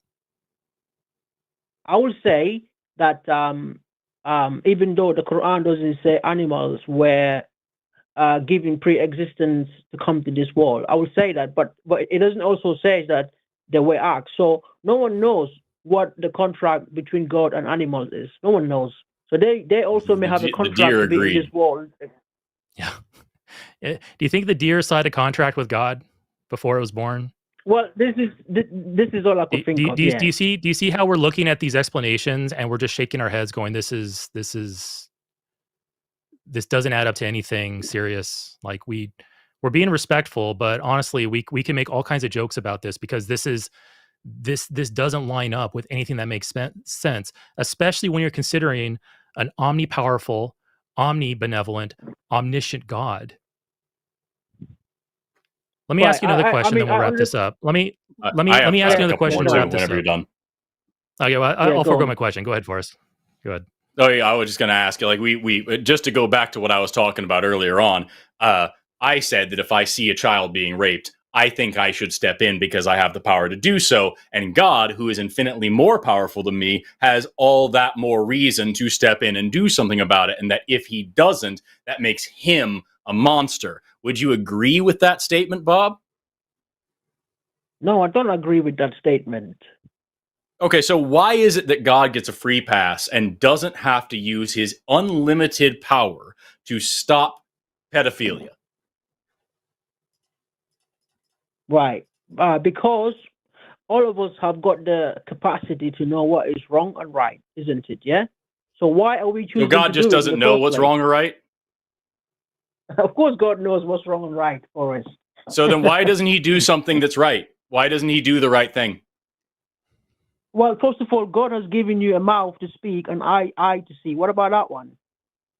So here's a question. I have 2 children, right? I don't really, thank goodness, but I have 2 children here. And one of them goes off and starts raping somebody, and I don't do anything about it. But then I tell the other kid, well, I taught you what's right. Why didn't you stop the other kid? You should have done it.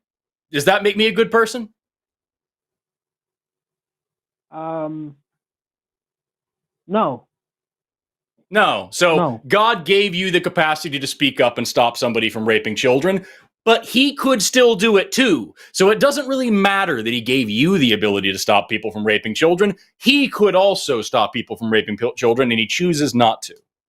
So why do you think he's a good person? Look, Forrest, I absolutely you and Erika, I absolutely understand where you're coming from. If God did not warn us about the pre-existence, then I would have agreed with you. But he did warn us about these consequences. And because we are fools, all of us, all human beings, accepted it. So we are to be blamed about is this. There? Let me ask you a more direct one. We have the capacity as well to understand what is right and wrong. Let me ask you a more direct question. You have the capacity to understand what's right and wrong.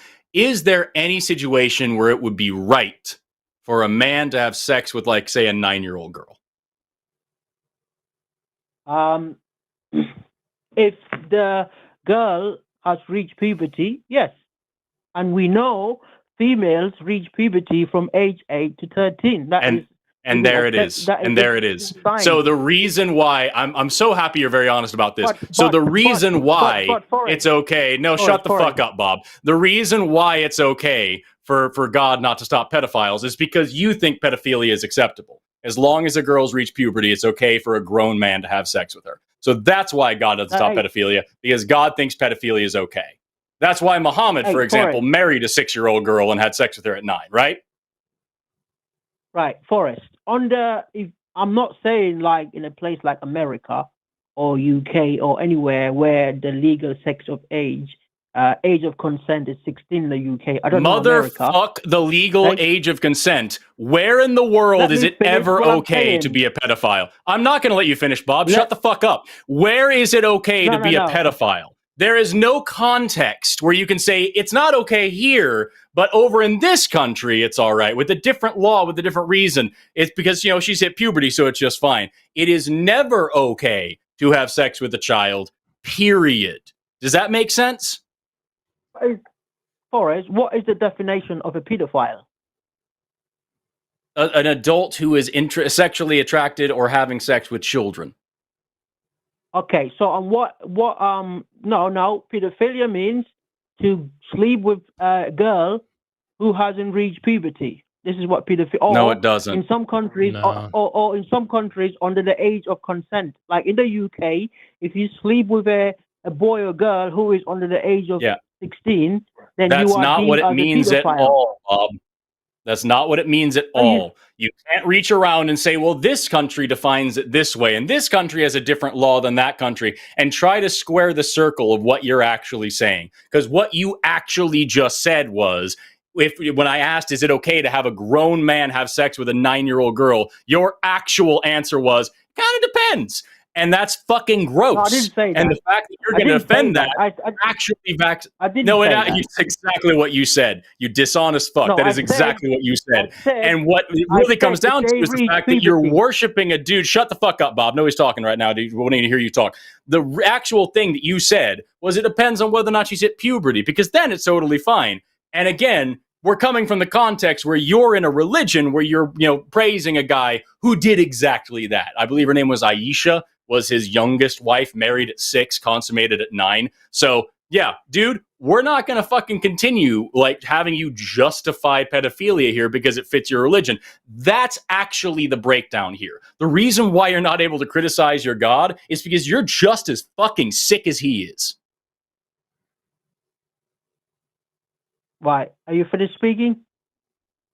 I've kind of finished with this conversation, if I'm perfectly honest with you. Yeah, we're gonna wrap up here, Bob. But anyway, Bob, just to put everything we just discussed in a package. I see 2 possibilities in front of me. I look at all your claims. I see 2 possibilities in front of me. Okay, there's more possibilities than 2, but I'm gonna just consider these 2. One is everything you say is correct. The supernatural exists, a God exists, and everything that the Quran says, the prophecies and everything, are all true. Or I lean towards a naturalistic explanation and I say, okay, what is more likely? All of this is true and the supernatural exists, or this is the product of people. These were stories written down by people we have no real reliable record about. They describe things that happen and then talk about fulfillment. We have people who memorize these things in great numbers afterwards, who are looking for explanations for the prophecies that weren't fulfilled. They're the ones that will rationalize science and post hoc fit in facts and massage things and simply dismiss things that are inconvenient, like, oh, the moon got split in half. We have no evidence. It was a miracle. Like, what's more likely? Everything in that book is true. The God is real and the supernatural exists. Or what's more plausible? All of it was made up by people, and for generations now, people have been working and bending themselves backwards to make it work with the reality we live in. what do you think I should choose based off of this conversation? I honestly like what I believe in, which is God. I'm asking you. God. I'm asking you what you think I should choose and why. Should I believe it's all is true, or should I lean towards naturalistic explanations? That's what I'm saying. I think you just started talking about what you believe. I'm asking you what I think I should believe. Yeah, that's what I'm saying. Like I believe that you should choose what we believe in, but also you have to do investigation as well, more investigation.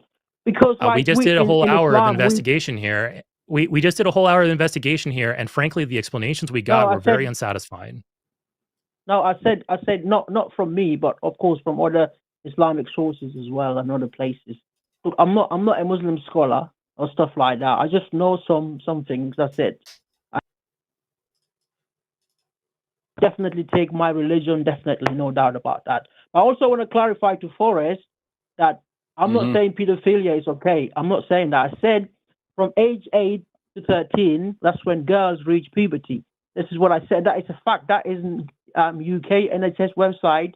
Americans websites accept this. Bob, I don't give a fuck what the website says. Is it okay for a grown man to have sex with them at that time? Is it morally right? If they reach puberty, yes. Yeah. So you believe that as soon as a girl hits puberty, it's acceptable for a grown man to have sex with her? I mean, it doesn't always have to be at 9 exactly. You can always wait later. But if a girl hits puberty at 9 years old, is it acceptable to you that a 50-year-old man has sex with her? Yes, yeah. Yeah, fuck you, Bob. But this is all right. Okay. All right, Bob. We're gonna go ahead and drop the call, Bob. That's Thank you very much for calling. Yeah, well, have a good evening, Bob. All right. That is all of our calls for the day. I'm glad that we were able to get there with Bob, because I really want people to see the fucking brain rot. You know what I mean? I want people to see just what that can do to a person. Because if you're honestly going to sit here and say, if she's bleeding, she's in season, and that's your fucking religion, and then you're going to sit here and tell me that, well, I have this morality that God has taught me, and I'm this good. Fuck all the way off. I absolutely can't accept that. And this absolutely loops back into the previous part of the conversation where I'm like, Bob, you're not giving us anything that a Christian doesn't give us. Have you heard us talk to Christians about slavery and the justifications that they go through to make it moral in the Bible? How they have to redefine slavery. Oh no, they weren't slaves. They were just indentured servants, even though they were passed on as chattel from generation to generation. The same excuses they give us for why it was okay to put children to the sword in the case of the Canaanites and the Midianites, why it's okay to take virgin girls for yourselves, for use of yourselves, with the case of the Midianites. Like, these are the same exact backflips, mental and moral backflips that we see Christians take. Bob, you have presented us nothing that the Christian hasn't presented us, and you're as unconvincing as they are. So, Bob, honestly, you know what away. though? Yeah. No, sorry. Finish your sentence, please. No, I was gonna tell Bob, try to divorce. Like, I heard a really good analogy how a religious belief is a lot like a bike wheel. You have the hub and you have the spokes, and each spoke is giving a certain amount of support to the wheel to keep it from collapsing in on itself. Each one of those spokes on its own is very weak. And that's kind of how the religious justification for their religions is. They have a lot of weak arguments that are all intertwined together like spaghetti or like the spokes of a wheel. And they think that together that these spokes are actually strong, but really individually, they're all very, very weak. There's just so many of them. It's easy to get lost in the weeds, because we talked about prophecy, scientific accuracy, the amount of memorization in the Bible, the fact that Muhammad was illiterate, or at least the Quran claims that Muhammad was illiterate, and the Hadiths. Like, you have a lot of weak reasons, and you think together they all make a strong reason or multiple strong reasons. But once you start plucking those away and start figuring out, okay, which ones are actually weak, that bike wheel can collapse in at any time. Because once you start pulling, it's kind of like a Jenga tower. When you start pulling those blocks out, you're going to start a chain reaction and something's going to happen. So, Bob, try to cut out all the fat. Try to cut out everything that happened after the book was written. All the things you just claimed about memorization and prophecies and science and yada, yada, yada. Cut all that away and just ask yourself, how can I know how this book was actually written, and how can I know if these things are actually true in the book? Try to start from just that base case and then see how really justified you are, instead of getting all mixed up in the weeds of everything that comes afterwards. Because you can give the illusion that you have a good reason or multiple good reasons, but really there are a lot of weak reasons that you're mistaking for a good reason. Anyway, I'm sorry, that's my spiel. Go ahead, Forrest. I would just say, try to find a way to quit being a pedophile apologist, Bob. Also, fucking somebody check that dude's hard drive. Jesus Christ. Okay. All right. We are done for the day. How you feeling, hey. Forrest? Didn't expect that 45-minute call at the end. 50-minute call at the end there. Yeah, no, I am very glad to not give that fucking creep a platform anymore. Because quite frankly, the actual good thing that came out of that call, the use that came out of that call, was hopefully showing more and more people out there who are maybe on the fence about their religion, especially Islam, just how fucking evil this is. Just how absolutely disgusting what you're promoting is. You're worshiping a pedophile, and you're worshiping a god that allows pedophilia, and then you're going to come up on this fucking stage and defend pedophilia for yourself. Fuck, and I can't stress this enough, off. And just so Bob knows, we're not picking on him or his religion directly. We say the same. I'm picking on Bob and his religion. No, I'm picking on Bob and his religion. Fine. You fucking perverted freak.